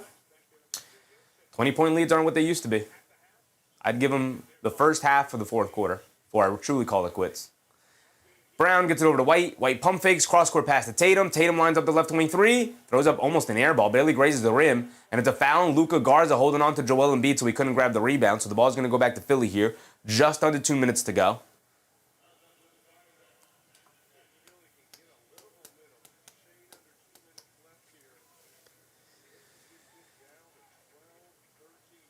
Two minutes to go. It's a 17-point game. Can you get this below 15 going into halftime?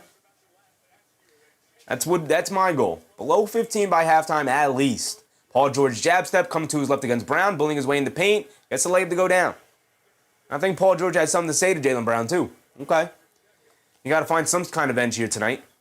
Some kind of edge. Something to get you going. Tatum driving it down on Oubre, pump fakes, swings it out to Pritchard. Pritchard gets it back to Tatum in the post, being guarded by Oubre, spins towards the baseline, gets the angle, gets stripped, no fouls called. Or Oubre was out of bounds. They called Oubre out of bounds. Tatum upset they didn't call a foul.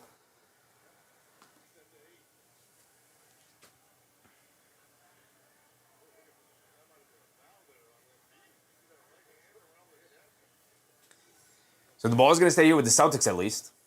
You get it in the Pritchard off the inbound, right corner three. Can't get it to go. Long rebound. Maxey able to snag it, finally. A long rebound. Maxey grabs it on the right wing. Gets it to Embiid in the post, being guarded by Garza. Spins towards the baseline. Spins back the other way. Leans in, looking for the foul. He draws it. Joel Embiid is phenomenal at drawing these little ticky-tack fouls. I hate those calls, but it's benefiting Philly here. 15-point game. Embiid could knock it down to 13. Okay. Okay. There you go. Rob P. said, Maxey is quickly with a more consistent jumper and a healthier frame. Absolutely not. Maxey is a far better ball handler, a far better playmaker overall, better passer, and a much better finisher in the paint. And does a much better job of getting into the paint than Quickly does. He's better in almost every facet. Embiid knocks down the first free throw. He's got another free throw coming. And I love Quickly. Former New York Knicks. Lord knows I love Quickly. But Christian said we might need to bring our rookie Amari Williams to soak up fouls versus Embiid. Maybe. Vucevic is going to come back in with his 2 fouls. We know Kata has 2 fouls. I didn't see how many fouls Garza has. I'm going to assume 3, which is why he subbed out. Embiid misses the second free throw. It's a 14-point game. He said at least 15. They got it to 14. Okay. Another stop, another score. Keep this close. Keep it entertaining. Brown almost throws it away, but Vucevic picks it up. Vooch has it up top. They get it handed off to White. White over to Brown. Shot clock down to 5. He's got to get busy against Paul George here. Brown dancing with it. Sidestep, right wing 3. Falling away. Got it to go for Jaylen Brown. There you go. Wake up, JB. Wake up. Maxey has it up top looking for a response. Back to 17 it goes. They get over to Paul George and a foul on Jaylen Brown running over Joel Embiid, trying to fight through the screen. Embiid definitely takes a bit of a dive. We know Embiid is like that. He'll flop around for sure. Takes a bit of a dive. Brown does run through his chest, though. Not a ton of contact, but it's what Embiid does, unfortunately.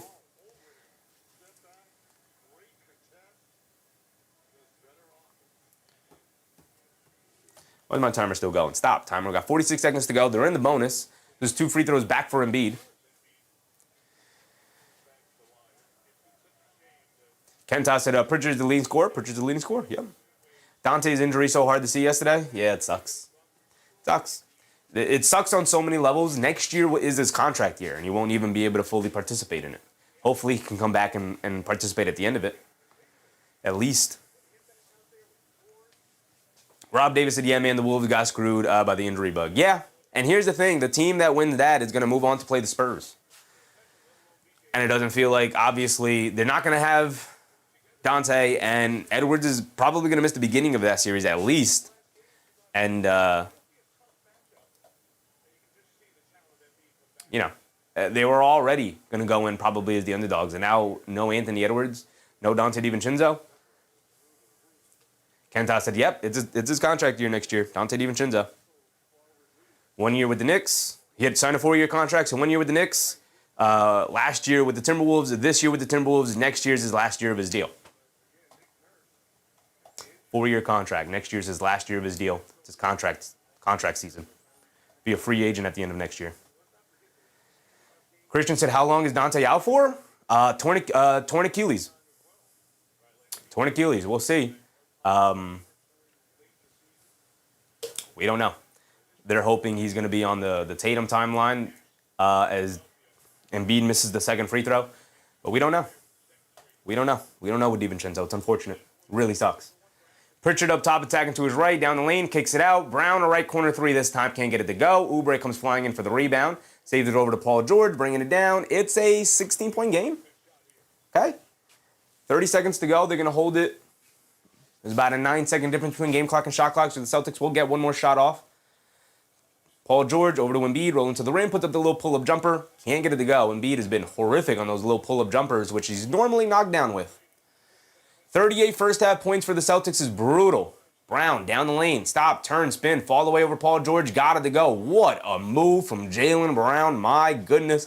Back up by 18 they go. 16 I would have taken. Maxey, or Edgecombe has more than enough time. He's going to dribble into the pull-up three, and it looks like he's going to get blocked. Either way, it's an air ball. That's going to be the end of our first half there. Horrific first half for the 76ers in almost every regard. They couldn't snag a rebound. The Celtics shot amazingly, outside of their two stars. Celtics shot amazingly, and Philly couldn't score. They put up 38 first-half points. That ain't beating anybody. Except for maybe, except for maybe tonight. Philly is looking like they spent too much time watching the Raptors play the Cavs earlier today. And not enough time preparing for the Celtics. What a disappointing first half for them. Hashman said, I had 7.5 for the Nuggets last night. Worst beat of the century. Lorenzo said they have Io. Is that his first name? Yeah. A-Y-O. That's it. A-Y-O. Desunmu.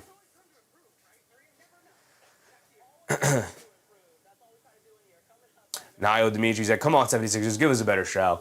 That's what I'm waiting on. Philly, you're at home. Show up. Listen, there's one thing. It's one thing to get beat by the Celtics if they're raining down threes on you. They didn't even have a dominant scoring quarter in that regard. They scored 56 points, which is good. It's about league average to score about 55 points in a half. It's about league average, right? If league average is around 110 points a game, 55 is about what you expect at halftime, right? It's league average. They scored a league average amount of points. You scored 38. My goodness. Felipe said, Embiid, too slow. Sit down, big man. Even outside of the too slow, he's 3 for 10 from the field. He is not knocking down anything offensively here tonight.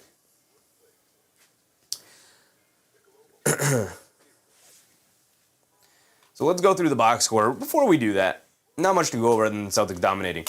So we can go through the box score in a second. Let's look at our bingo card. Because we haven't gone through to see what we have here tonight. We had crossover or poster highlight, and we got that literally in the first possession out of the way. Nimi Keita with a big slip to the rim and got a big one-handed hammer. Cool. Technical foul, none yet. Successful challenge, none yet. We did have a failed challenge down here. 4-point play. We did have a logo, 3 from Payne Pritchard. Maxey for 30 is not looking good. Tyrese Maxey, 7 points, 3 shot attempts. Horrendous. Brown for 30 points. Not even looking great. He's got 8. Unless he heats up here in the second half. Not looking great. He's got 8. A triple-double from somebody. I guess Tatum's our closest one to it. He's got 5, 5, and 4. Okay, triple-double Tatum. What you got for us? A jump ball.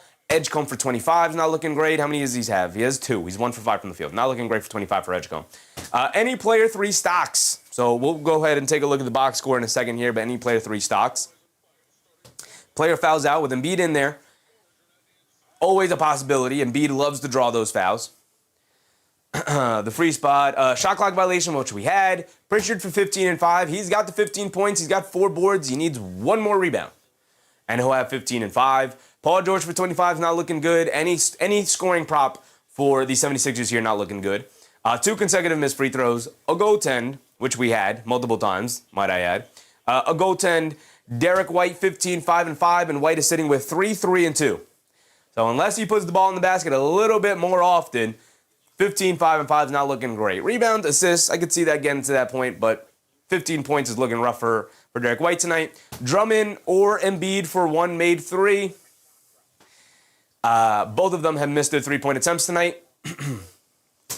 Tatum for 25 is not looking great. He's got 5 points. He's 1 for 8 from the field. Double watch, which seems pretty likely in the game tonight. Embiid with 12 and 5. Tatum 15 and or Tatum 5 and 5. 5 and 4.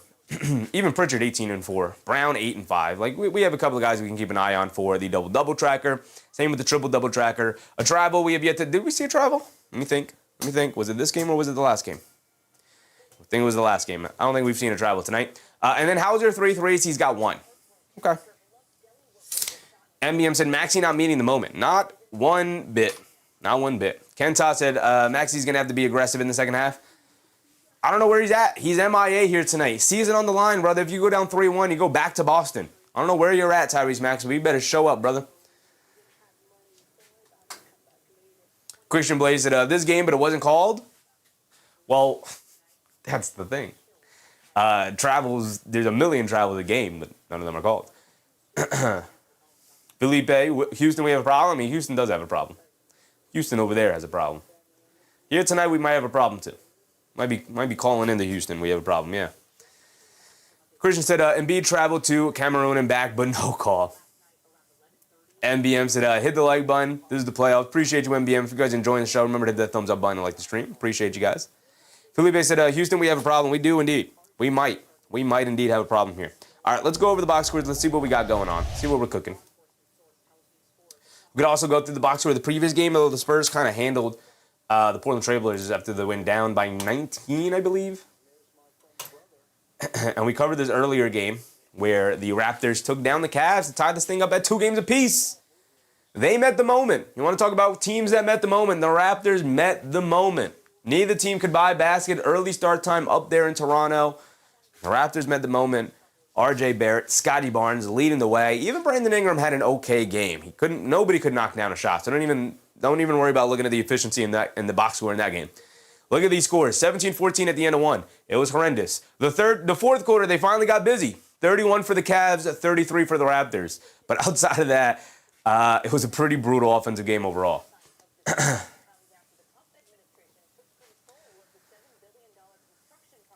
And then we also had Spurs Blazers. Spurs 33-16, 40-19. Second half pretty much ended the game here for the Spurs after a pretty dismal first half. Lost the second quarter 18-33. Start of the second half, didn't look back at all. So that game ended up kind of being a bit of a dud at the end in the second half there. First half was pretty entertaining. I had it on the background while I was doing some stuff. And then in the second half, it just kind of all went downhill for the Blazers. Never got back into it.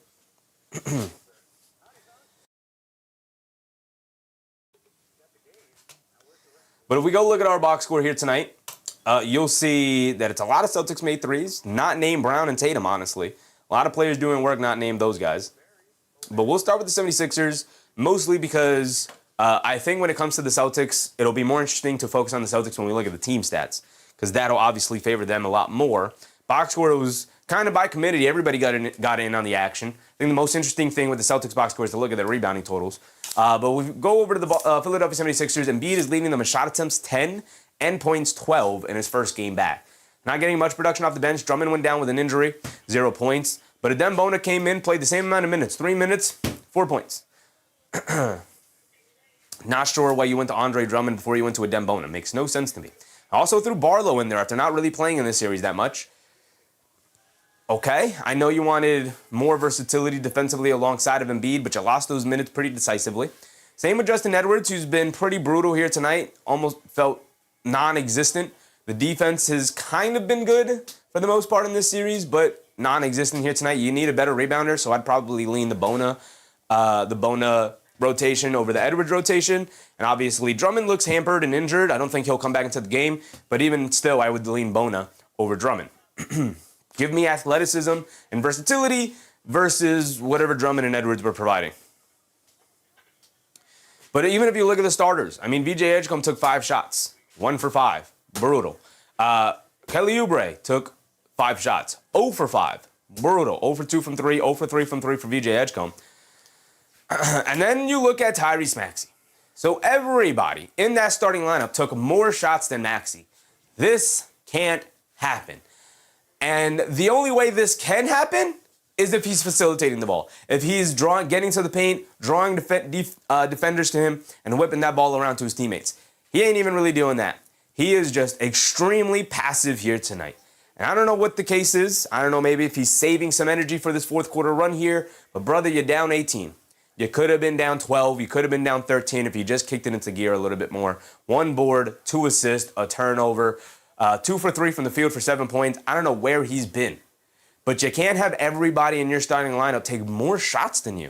As a matter of fact, the only player who didn't take more shots than Tyrese Maxey tonight, been a Dembona, who's 2 for 2. Quinn Grimes took 3 shots, same as Maxey, and he played 9 minutes. Maxey's played 21. He played the most minutes of anybody in the game so far. Anybody in the game. Brown is the closest at 19. Played 2 more minutes than Brown, and he took 3 shots. That can happen. Listen, as a Knicks fan, we go into halftime sometime talking about Karl Anthony Towns only taking 4 or 5 shots tonight. But even him, he's the second option on the team a lot of those games. Maxey can't, and usually we're utilizing him as a hub, and he's doing a lot of passing and facilitating in those moments.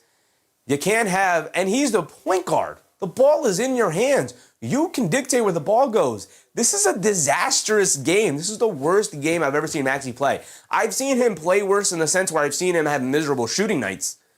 But this is a guy who looks like he has no interest in being out there tonight. I don't know what it is. I don't know what it is. I don't know what happened. I don't know literally if something in his life happened.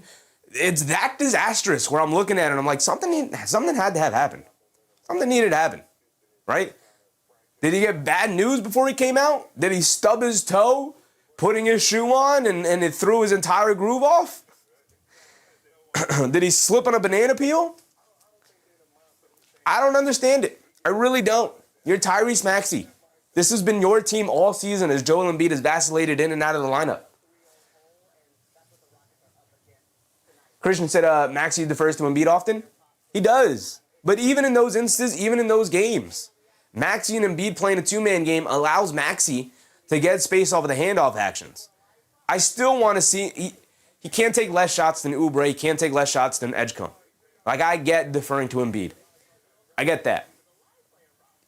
But like I pointed out, the only player who's taken less shots than him has been a Dembona. Andre Drummond got injured, he took 1 shot. So I guess it's Bona and Drummond. 2 backup big men are the only players to take less shots. I guess Edwards and Barlow, but they didn't take any shots. They're kind of hustle players. Grimes took 3. Everybody else in the starting lineup took more shots than Maxey. You know, I get deferring to Embiid. But Edgecombe found a way to get up 5. Oubre found a way to get up 5. Paul George found a way to get up 7. Maxey's played with Embiid before and has taken plenty of shots in the first half, plenty of shots in the second half. Can't have 3, man. You can't have 3. Your season is on the line. You go down 3-1, it's over. Very unlikely you beat the Celtics 3 times in a row, including twice at home, twice in Boston. That ain't happening. You're playing like you got house money here. You're playing like you're up 2-1. You're not. You're not. This is an embarrassing, disastrous game for Maxey. And I feel like we're not talking enough about it. Like the pregame was on there, nobody mentioned it. This is horrific. This is horrific. MEM said 2-man game, you still have to shoot, keep the defense honest.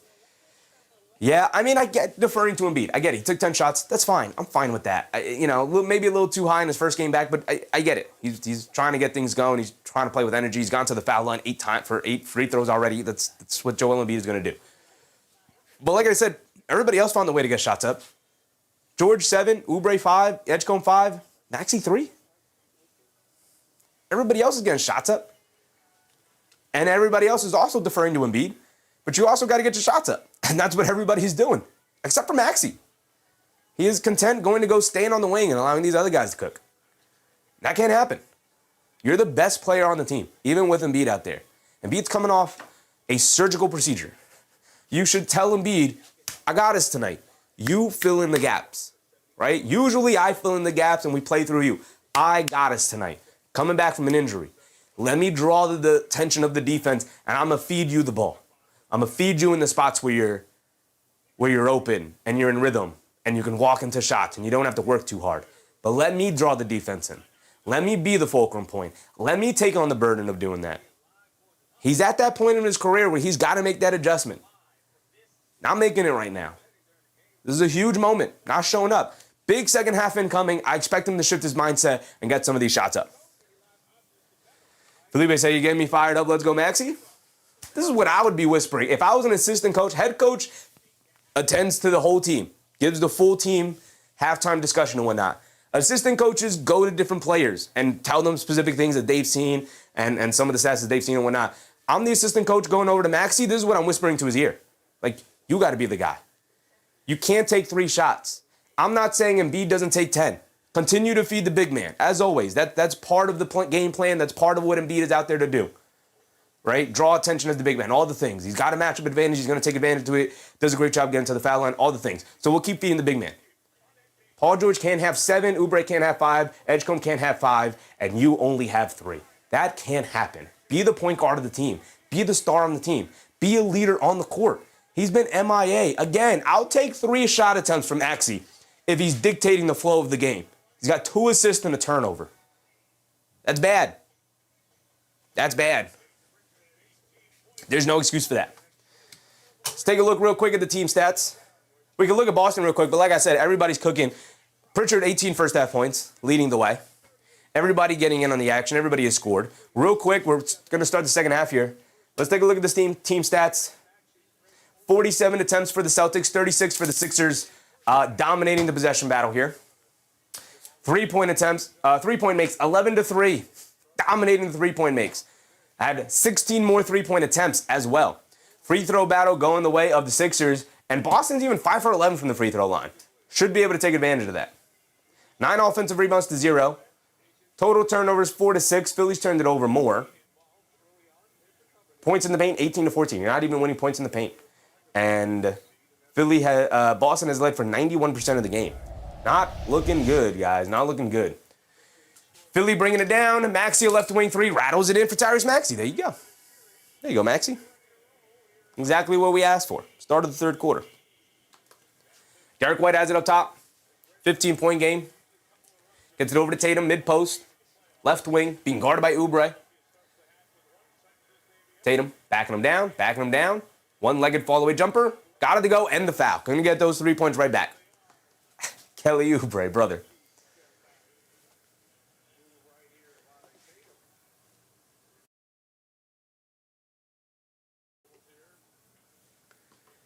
Kelly Oubre, big dog. I don't know if I see a foul there, unless he hit him on the arms or the wrist. I was looking at the landing zone, but he shot the Dirk. Shot the one-legged fall away. Tatum knocks down his and one free throw, getting those 3 points immediately right back. Here comes Tyrese Maxey. Maxey on the left wing. In and out dribble coming to his right. Lone past the defense, swings it over to Edgecombe. Edgecombe's got to knock down some shots too, and he misses yet another 3. Derek White, the rebound, bringing it down the other way. Derek White up top, picked up by Embiid. White shoves it over to Tatum, curling off the screen down the lane against Paul George, knocked out of bounds. It's going to stay here with Boston, though. Remember, Philly doesn't have a challenge available to them. They used it in the first half there. Greg Williams, up Greg. Tatum gets it into Takeda. Hands it off to Brown. Coming to his right. Brown dancing with it against Maxey. Coming to his left. Using his size and his strength. Getting to the lane. Draws the foul. He's going to the foul line for 2.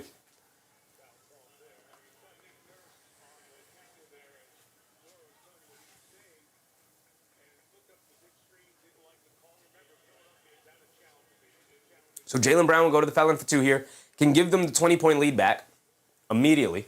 Looked like Philly came out with the right mentality. Maxey and Embiid immediately go to a handoff action. Maxey rises up for a 3 as they go into the screen. As Brown misses the first free throw. Another missed free throw.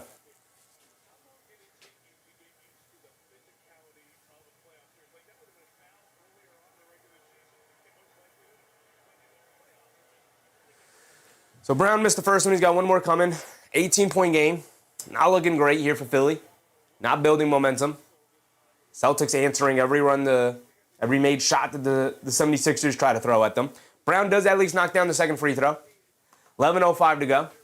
Minute into it. Paul George coming to his left off the Embiid screen, driving it down, leans in the paint, lays it up and in. Nice move from Paul George. The old man still got it. 17-point game. Stops and scores is the name of the game for Philly to get back into this one. At least make it interesting. Brown down the lane, kicks it out to Tatum. Left wing, pump fakes. One dribble in, kicks over to Hauser. Wide open left wing, left corner three. Can't get it to go. Embiid the rebound and gets fouled by Queta. Bad move from Queta. That is 3 fouls now on Queta. Back in the foul trouble he goes.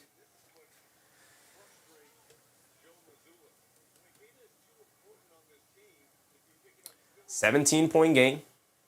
Is Joe Mazzulla going to sub him out? No, he's going to leave him in there with the 3 fouls. I mean, I'm sure he trusts Garza and Vucevic more than enough, especially in this Embiid matchup. Maxey coming to his left off the Embiid screen. Can't get the pull-up 3 to go. Queta the rebound. Here comes Tatum. Tatum up top, being guarded by Oubre, coming to his right, swings it out to Brown on the right wing, catches it in rhythm, and knocks down the pull-up 3. There goes the 20-point lead again. They get it over to Embiid. Embiid fakes the handoff, keeps it, hands it off to Edgecombe. Edgecombe dancing around the Embiid screen, coming to his right, mid-range pull-up jumper for Edgecombe. And he continues to misfire. Pretty disastrous games here for VJ Edgecombe. He had one good game, and that was it. Jaylen Brown dances with it against Edgecombe, picks up the foul on VJ Edgecombe there. Kwame Robinson said this game is over. The thing about it, Kwame, is that the Celtics have a history of blowing leads, unfortunately. So I kind of have to stick around. And my barometer is 25 points. 20-point comebacks in the NBA can happen. We literally just saw one earlier. Now, the Blazers aren't the Celtics. And the 76ers aren't the Spurs, but Paul George jumps the passing lane, gets the steal. But, you know, Edgecombe gets over to Embiid, back to Edgecombe, coming to his right in the paint, pass fake, kicks it out to Embiid, back to Edgecombe on the right wing, being guarded by Queta, back to Embiid, walks into the 3 over White, in and out, can't get it to go. You know, this isn't like the previous game, but, you know, you always got to give him a chance. Another turnover for Tatum. Hit ahead, Maxey to the rim, layup, gets chased down, blocked by Derek White. Nothing going right for Philly. Boston making every play they need to make. Back-to-back turnovers for Boston, and Philly doesn't convert on either one of those. Maxey switched on to Jaylen Brown here. Just going to back him down into the post, drives it down, stop, turn, fall away, gets blocked from behind by Oubre, and it's a jump ball. That's on the bingo card.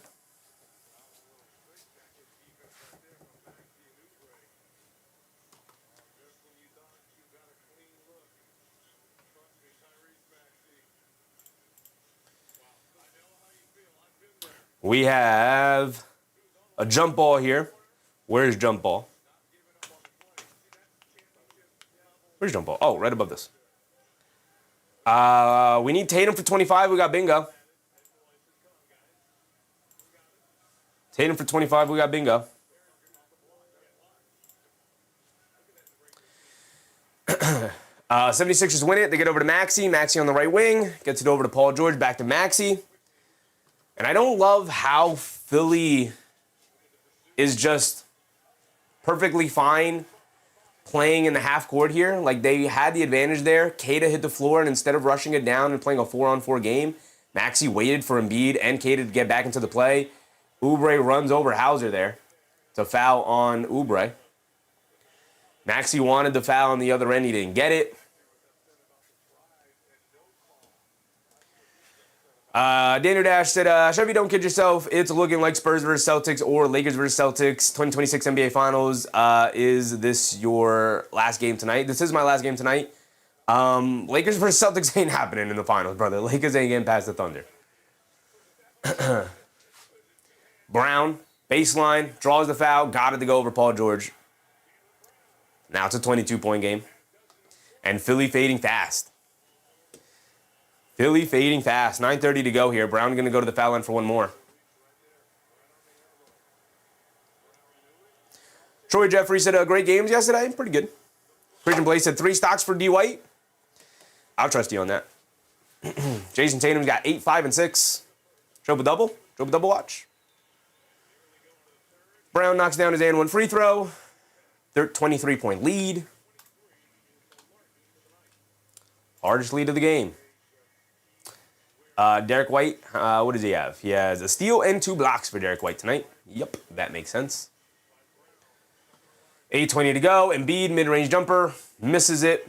Brown with the rebound. Nobody even attacking the glass for Philly. Nobody with any fight out there right now. Brown bringing it down. Rhythm dribble against Oubre. Crosses over to his left. Step back. Pump fake. Steps through. Spins. Kicks it out to Derek White. Derek White calling for a screen.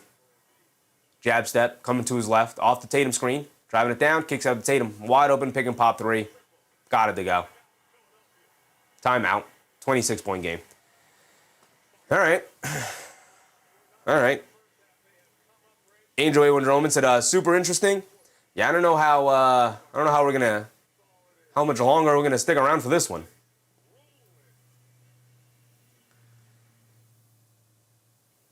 They need to do right. Boston defense versus team. They are leading Rockets 3-0. Without 2 All-Stars, so don't write them off. Plus NBA E plus Ewing brothers. They're not beating the OKC, brother. They're not beating OKC. Jay Lopez said OKC versus Boston in the finals. Listen, Boston could very well make the finals. There's nobody who should be favored in the East right now. We should not be favoring Boston. We should not be favoring New York. We should not be favoring Orlando or Detroit or Cleveland or Toronto or any of these teams. They all look perfectly equal right now. They've all had performed well and they've all performed poorly during this playoff run so far to start in this first quarter. Got any player 3 stocks? If Kata wants to foul out, Pritchard wants to grab another rebound, that's another spot on the bingo card. G4 said Knicks versus Spurs in the finals, but sadly losing in 6. I don't know. Knicks have matched up pretty well against the Spurs this year. I could see them losing in 6, though. I could see them winning in 6. I could see it going either way. And that's how the final should be. Ruzande, what's up, Ruzande? Do you think the Knicks can do it again against Boston when they play them? Do I think the Knicks could be Boston in the playoff series? Yes. I don't think any of these East teams are going to be favored over the other. I think they're incredibly even. Christian Blaze said, as a Celtics fan, my matches up better versus us, but New York Knicks beat themselves up. Yeah. I'll tell you this, though, Christian. The Knicks beat themselves up against Detroit last year. And they will indeed be hungry going up against the Celtics again this year. But the Celtics also will be hungry going up against the Knicks. So it should be fun. Christian said running the offense through Cat like Jokic does with Denver makes New York very scary. Yeah, especially with, part of the reason why the Celtics went out and traded for Vucevic was to have the option of the stretch big, because obviously they like shooting threes and they want the option of putting 5 shooters out there. And so with Kata really being their only option at center, I know Garza has been good for them this year, but with Kata being really their only option at center and not really having a traditional stretch big to play with, really kind of limited them a little bit during the regular season and had to rely a lot on Jaylen Brown to collapse defenses and create advantages that way, which is not normally how they create advantages, although sometimes it can be. But it's a little bit more easier now. It's a little bit easier now with Jayson Tatum back. But, the Knicks built themselves to match up well with the Celtics. So it's going to be interesting. We know the Celtics struggle in the Robinson matchup. I don't see that improving. Even during the regular season, Kata struggled with Robinson. Vucevic can struggle with Robinson on the boards. Although Robinson struggles to get out to Vucevic. Vucevic throughout his career has always killed the Knicks. So I think that'll be an interesting matchup as well. But hopefully Mike Brown is going to be more prepared for a Celtics series than he has been for a Hawks series. I don't know. Maxey to the basket, can't get the layup to go. Maxey extremely frustrated. He might pick up a technical here. Derek White in transition. He'll put up the straightaway 3. He'll come up short. Battle for the rebound. Knock that out of bounds. It's going to go back to Philly here. Forgot to give Boston that 3. So, I don't know. Christian Blaze said, Vooch is our new Horford as an underrated passer as well as a stretch big. Yep. Now, he's not the defender that Horford is. Celtics call a timeout to use a challenge here. That could give a successful challenge. Manamoto said Embiid should consider retiring. I don't know why he would do that, Manamoto, when he can just continue to collect them checks, brother. They signed him to that big, long extension. He ain't retiring anytime soon. He could never play another basketball game again. He going to make sure that contract gets paid in full. He's not going anywhere. Bladbury said OKC actually toyed with Phoenix yesterday. OKC will unfortunately kill the Knicks. Yeah, the Knicks match up pretty poorly against OKC for sure. As pretty much every team in the NBA does. But, you know, we'll see. We'll see. Ram Jam, what's up, Ram Jam? Marcus Miller said, really, Sheffy, you can't be serious with that. You have to be joking. Knicks beating the Celtics. You need to take that back. You're right. It's unfathomable that the Knicks could beat the Celtics. Oh, wait. It happened. It's possible. I don't think either one of these teams has a huge advantage over the other. I think it's a 6 or 7 game series. Could go either way, brother.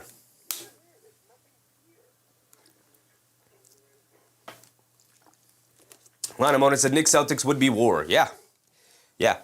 I think they're pretty evenly matched. I think it's going to go 6 or 7. I don't see it ending earlier than that. I think every game is going to be incredibly close. Outside of maybe a 3-point party from the Celtics, which they're capable of, where they knock down 20 plus threes or something like that. Outside of a game like that, I think every game will be close because these teams are pretty evenly matched here. But let's not count our chickens before they hatch. Knicks series tied at 2-2. Boston looking like they're going to go up 3-1, but they could give away another game here, and this could still go to Game 6. So let's just wait until we're fully to that point, but it's obviously looking like it's going to be Celtics-Knicks. But again, Knicks at a 2-2 series. So they got something ahead of them that they got to prepare for. Christian said Embiid was MVP a few years ago. He could resurge for the new Vegas or Seattle teams on or off the bench. Yeah, possibly. Again, he just signed the new extension with Philly. Like, they inexplicably signed him to a brand new extension. Let's look up his contract. It was a blowout game anyway. Let's look up his contract.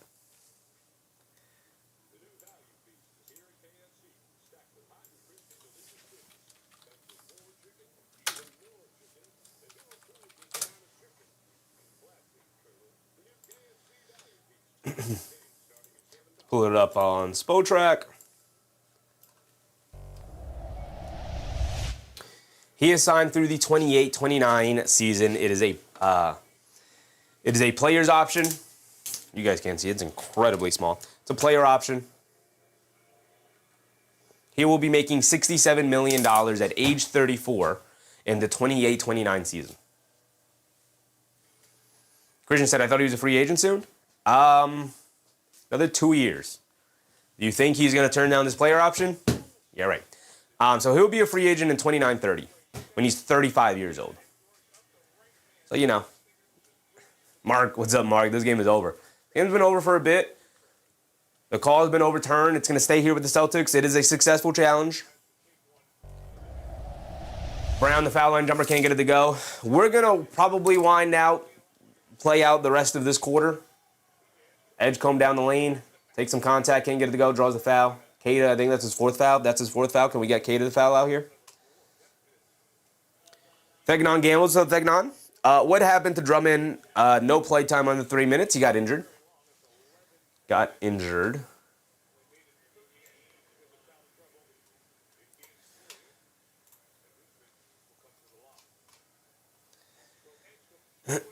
What was that? We had something. Successful challenge. Edgecombe knocks down the free throws. You got another one coming. Got 7:30 to go here. Probably wind down the rest of this quarter. If it's still over 20 at the end of the third, we'll wrap this thing up early here tonight. Everybody can go to bed early because this one will be over. But we're going to stick out the rest of this third quarter to see if maybe we can get bingo. Pritchard needs one more rebound. And Pritchard needs one more rebound. And we need Nimi Kada to foul out. Tatum knocks down the low fall-away jumper off the one leg again.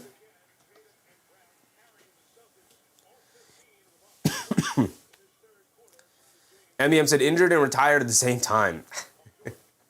Paul George, a jumper, can't get it to go. Embiid, the rebound, throws it up at the rim, draws the foul, gets the jumper to go. Okay, cool.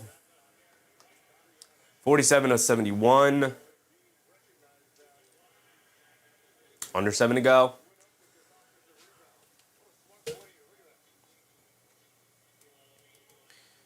Put Payne Pritchard back in the game, man. Where's Pritchard? Yo, okay, he's back in. We literally need one more rebound from Pritchard. We'll have his 15-5 here on the bingo card. Outside of that, I don't know where we're going to get in props. Derek White with 3, 4, and 3. He's not going to get the 15. Doesn't seem like it.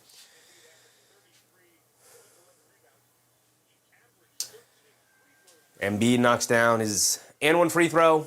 It's a 23-point game, okay. I'm not going to be concerned unless they get this hovering around 15 again. But I guess there's more than enough time to do so. Largest lead of the game was 26. Tatum down the lane, stops, turns, kicks it out to Vooch, swings it over to Pritchard.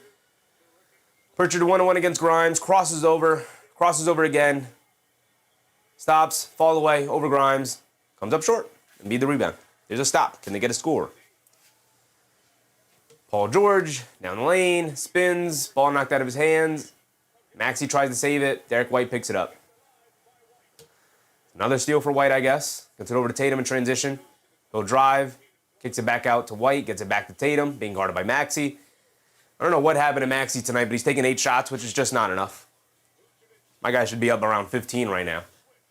Tatum, a pull-up 3, throws up the air ball. Another stop, but again, they're not combining them with scores. So.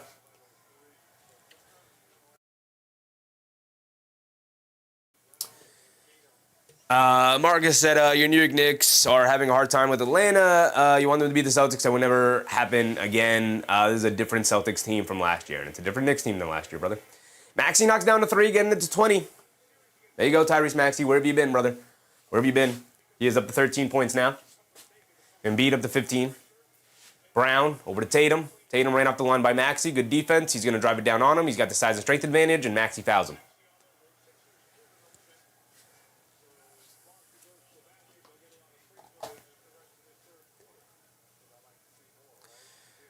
Tatum is 13, 6, and 6. He's our best chance at a triple-double. Brown has 15 and 7. He's also a pretty good option for a double-double for us. The thing we're really looking for is Pritchard with another rebound and a player to foul out gives us bingo. 4-point play and a technical foul gives us bingo. The diagonal for Tatum for 25 gives us bingo. He needs 10 more points. But with this being a blowout, I don't know. I don't know if we're going to get to that point. Leighton Van Leeuwen. What's up, Leighton? We're getting 25 from Maxey today? I don't know. That's why we're watching the game. Maybe he got 13. We'll see what happens fourth quarter, how much he plays. Paul George down the lane. A lot of contact. No fouls called. Paso block. Puts it back up over Vooch. Got it to go. Tatum did knock down both free throws. Still 20-point game. 5 minutes to go here. Brown up top to Pritchard. Over to Tatum. Tatum, jab step, inside the Brown. Brown to the rim. Pump fakes, goes up. Layup, got it to go. Looks like Philly's resorting into a zone there. A really bad zone. Really curious why Nick Nurse has just refused to go to a Dembono. They need energy and effort defensively here. Embiid's going to fire up a left wing 3. He's going to knock it down. I'm going to give it to us. Big man 3 for Philly. Drummond is injured in the first 3 minutes of his stint there. So we're going to give any big man a 3 here. We're going to cover that Drummond one. Philly in that zone. Brown kicks it out to Tatum. Ran up the line by Maxey. Sidestep 3. Got it to go for Jayson Tatum. Yeah, this game's over. But we're going to stick around for the last 4 minutes here to see if we can get bingo. That's what we're here for. That's what bingo is for during these blowouts. Embiid fakes the handoff, keeps it, dance with it. Foul line pull-up jumper, got it to go. For Joel.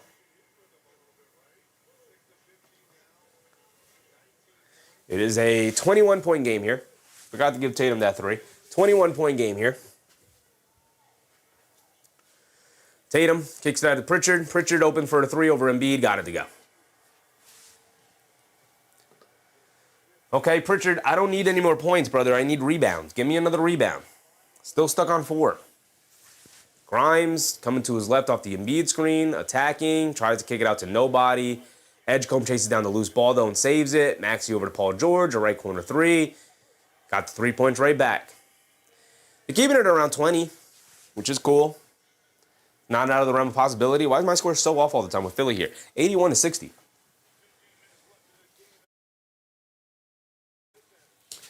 Tatum has it on the right wing, being guarded by Embiid. They show a double team, cross-court pass, Payne, Pritchard wide open, left wing 3. He's been on fire all night, continues to be on fire as he knocks down another one. MEM said too easy, bingo, wide open, 20, crazy. Bingo? What do we get bingo for? Trying to get bingo. Embiid another 3, he rattles it in. They're keeping it around 20, gets the 3 points right back, but, you know, that's a problem. You know, if they were keeping it around 10 going into the fourth quarter, I'd be like, all right, yeah, they're still in it, but it's a 20-point game, 21-point game, 84 to 63. Under 3 to go. Tatum's dancing with it against Paul George, driving it down to his left, fends him off with the off arm. It's an offensive foul. Yer said, why do they keep leaving Payton like he's not like that? They just have nobody who can guard right now. Nobody who's guarding well. And they tried to bring the double team over to Tatum. And he threw a perfect cross-court pass to Payton Pritchard wide open. Nobody made the extra rotation to run him off the line. I mean, Philly's tired. They're in the zone here. Nothing's working. They're throwing the kitchen sink. Nothing's working.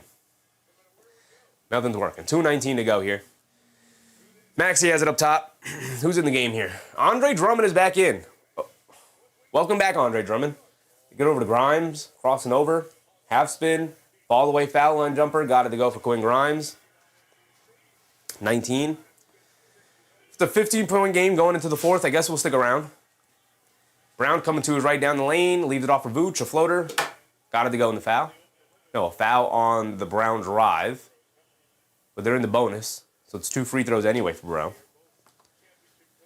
Under 2 to go. Here said Boston's gonna have to give him up somebody gone, offer him a crazy bankroll. He's a starter.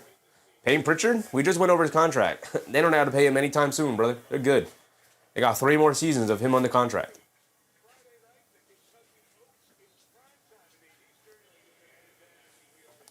Brown knocks down a free throw. You got another one coming.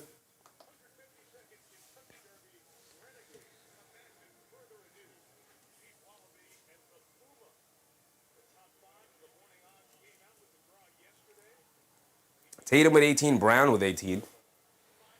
Maxey only sitting with 13 on 9 shot attempts is crazy to me. Crazy to me for Tyrese Maxey here tonight. In a do or die game at home, and you don't even show up, Maxey. Disgusting game from Tyrese Maxey. Grimes coming to his right off the Drummond screen, pulls it out, swings it up top to Maxey, driving to his right against Walsh, crossing over, spins, fall away over Jordan Walsh, well contested, didn't matter. Maxey got it to go. If only he could do that more often here tonight. Brown did knock down both of his free throws. Maxey knocks that one down, is back to 19. Brown coming to his right, crossing over to his left, down the lane against Drummond, flips over to the rim, draws the foul. He's going to the foul line for 2.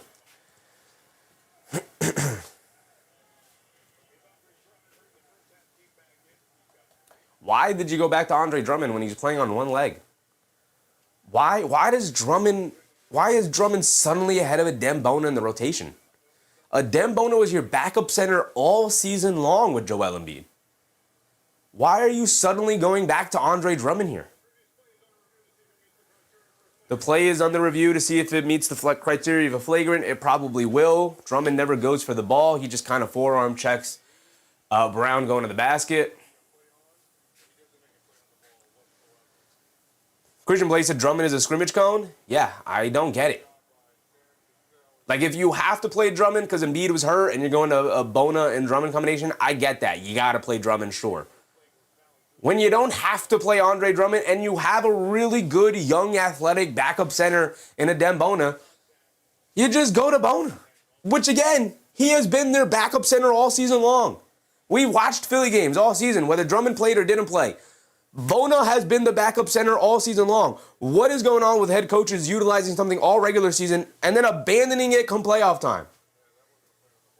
Not even to mention that Bona is just flat out the better matchup versus this Celtics team. He's more versatile as a defender. He's a better rim protector.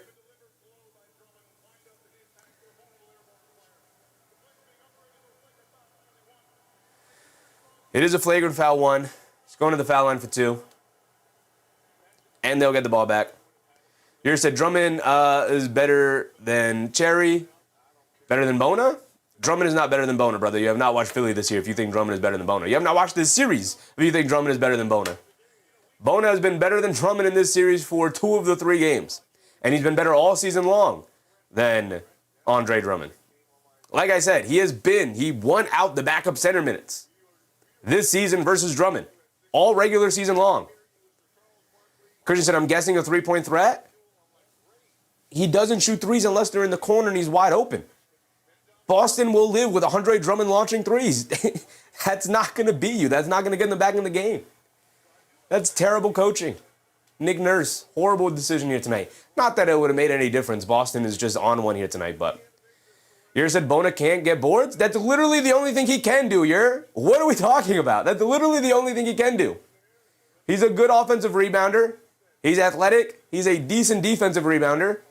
Drummond can't even move to go and try to grab rebounds at this point in his career. They have to fall towards him. And with the Celtics launching threes at a very high rate tonight, they ain't falling to Andre Drummond. They're going out to the perimeter guys. So I'd rather the big athletic center who can possibly rise up and grab those out of the air or chase them down out to the perimeter than the big laboring big man who's standing under the basket doing nothing tonight. Not to mention defensively, Andre Drummond can't get out to any shooters. And the Celtics have consistently gone Cade out of the game because he's been in foul trouble and gone to, as Pritchard knocks down another mid-range follow-away jumper, stretch bigs. Drummond has not been the answer tonight. Again, not like it matters. Celtics were going to blow him out anyway, whether Drummond was in the rotation or not. It's just a dumb move. I get going to all 3 of them and seeing which one's got it. Maxey misses the pull-up 3. But to just banish Bona from the rotation when, again, he's been your backup center all season long over Drummond is crazy. Brown picks up an offensive foul utilizing the off-arm there. You said Bona is bad? You have not been watching the regular season all year, brother.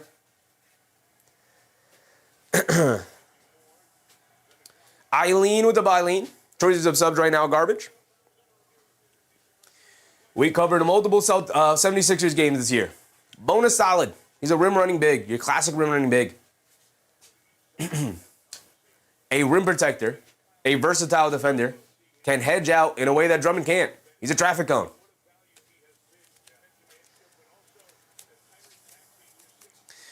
You said put him on the Knicks since Bona is so good. The Knicks have a better version of him in Mitchell Robinson.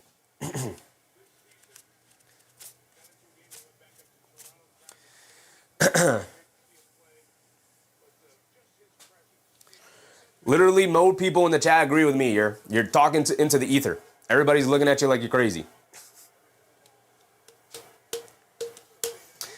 Chirp said, put money on Bona 3 points and tell me how it goes. If you think that a player's value is tied to how many points they score in a game, then you have a fundamental misunderstanding of how valuable basketball players are when they're on the court.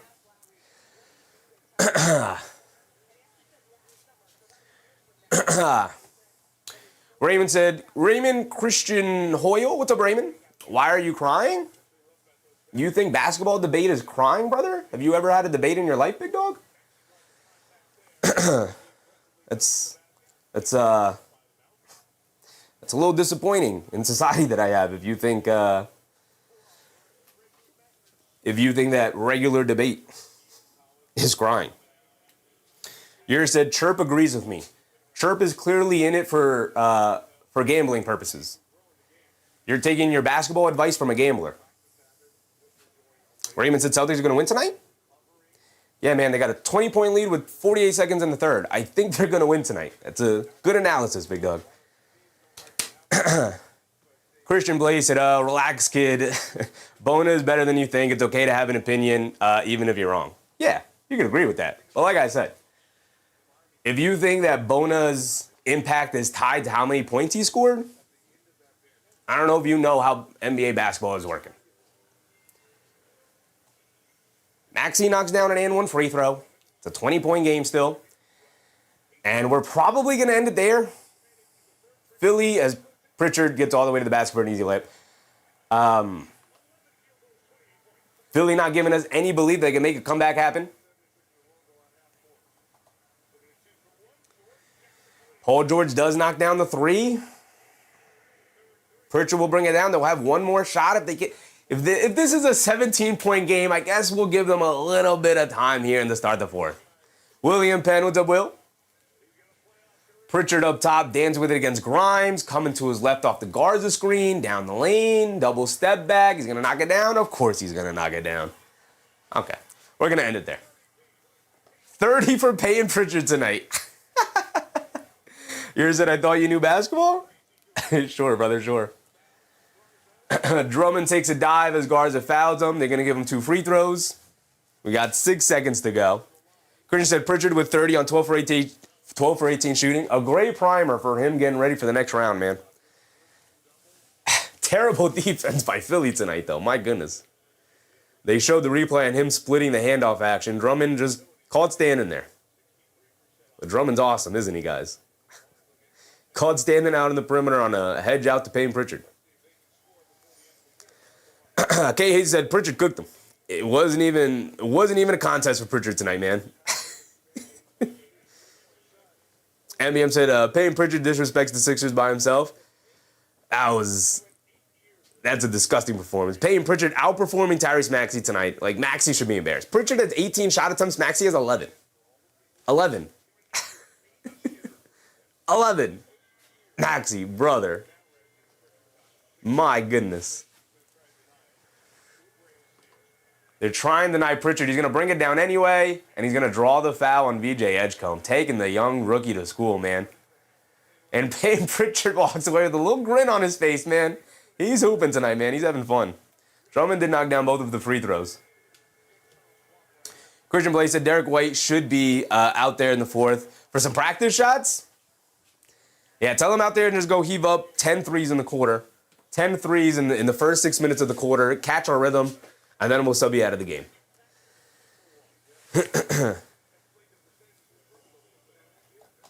We're not going to end up with bingo tonight. Maybe retroactively we can get bingo if we look at the box score tomorrow and Tatum ends up with 25. But we'll see if he even plays here in the fourth quarter with a 21-point lead going into the fourth. The second left, Maxey's not going to get the shot off. And that'll be the end of it. And I think we're going to sign off. It's been a blowout since the beginning. Celtics have they can get whatever they want. Philly's got nothing going for them, no momentum being built. Maxey's been a disaster. Embiid kind of got it going a little bit, but he's been a turnstile out there defensively, so even when he is out there, they're bleeding points anyway. Paul George, 16 on 13 shot attempts. Oubre and Edgecombe have been disasters. 1 for 7 for Edgecombe, 0 for 5 for Oubre. It ain't happening. It ain't happening. So, usually if one player's got it going, maybe. Nobody for Philly's got it going. So I guess the only way Philly can make this happen is if the Celtics pull it last year and they shoot themselves in the foot and they get cocky and they shoot themselves out of the quarter. But it kind of had to start in this third quarter. A little bit of momentum needed to be built by Philly. And there's been no momentum being built. So I think we're going to end it right there. Just that said, Boston has two more turnovers also. Yeah. It's been a bit of disaster. I don't know what that was, but is that a bug? But that's going to end it right there. Shout out everybody for hanging out with us, man. Even though it's been a disappointing game, we did have a pretty fun game earlier tonight, at least. There is one game remaining right after this. This is not the latest game going on tonight. Later tonight, it is the Lakers-Houston game. That is an elimination game. Kevin Durant will also not be playing in that one. Just that said, Lakers about to start. Yeah, it's going to start in about 40 minutes, 30-ish minutes, 30 to 40 minutes for the LA Lakers game. But we're going to sign off. We're going to end it right there. You guys can go to bed early. It is Sunday night. So get your rest in. Get ready for the week. We have games tomorrow. The game tomorrow that we will be covering, what game is that? Covering one game tomorrow because it is the Monday game again. Oh, the Pistons Magic game, yes. So that should be a fun one. That should be a fun one. 2 of those 3 games have been fun. Last game we watched, Pistons Magic, was fun. So hopefully this one is also fun. It is in Orlando. It is game 4. Orlando has the 2-1 lead. So it should be a very desperate Pistons team coming out. We should see a very desperate Pistons team. But Thunder Suns probably ends tomorrow as well. That's 3-0. And then we have the late game of Timberwolves versus Nuggets. I know the Timberwolves have a bunch of injuries, but I don't have any faith in that Nuggets team at this point. So with that being said, appreciate you guys. Paper Dog, Justice's Dad, Fool Pay, MBM, everybody in the chat tonight. Shout out all the channel members, whether you were gifted a membership or you decided to become a member all on your own. Appreciate you guys. But remember, brush your teeth for bed, stay hydrated, and I'll catch you on the next one. Good night, everybody. Bye.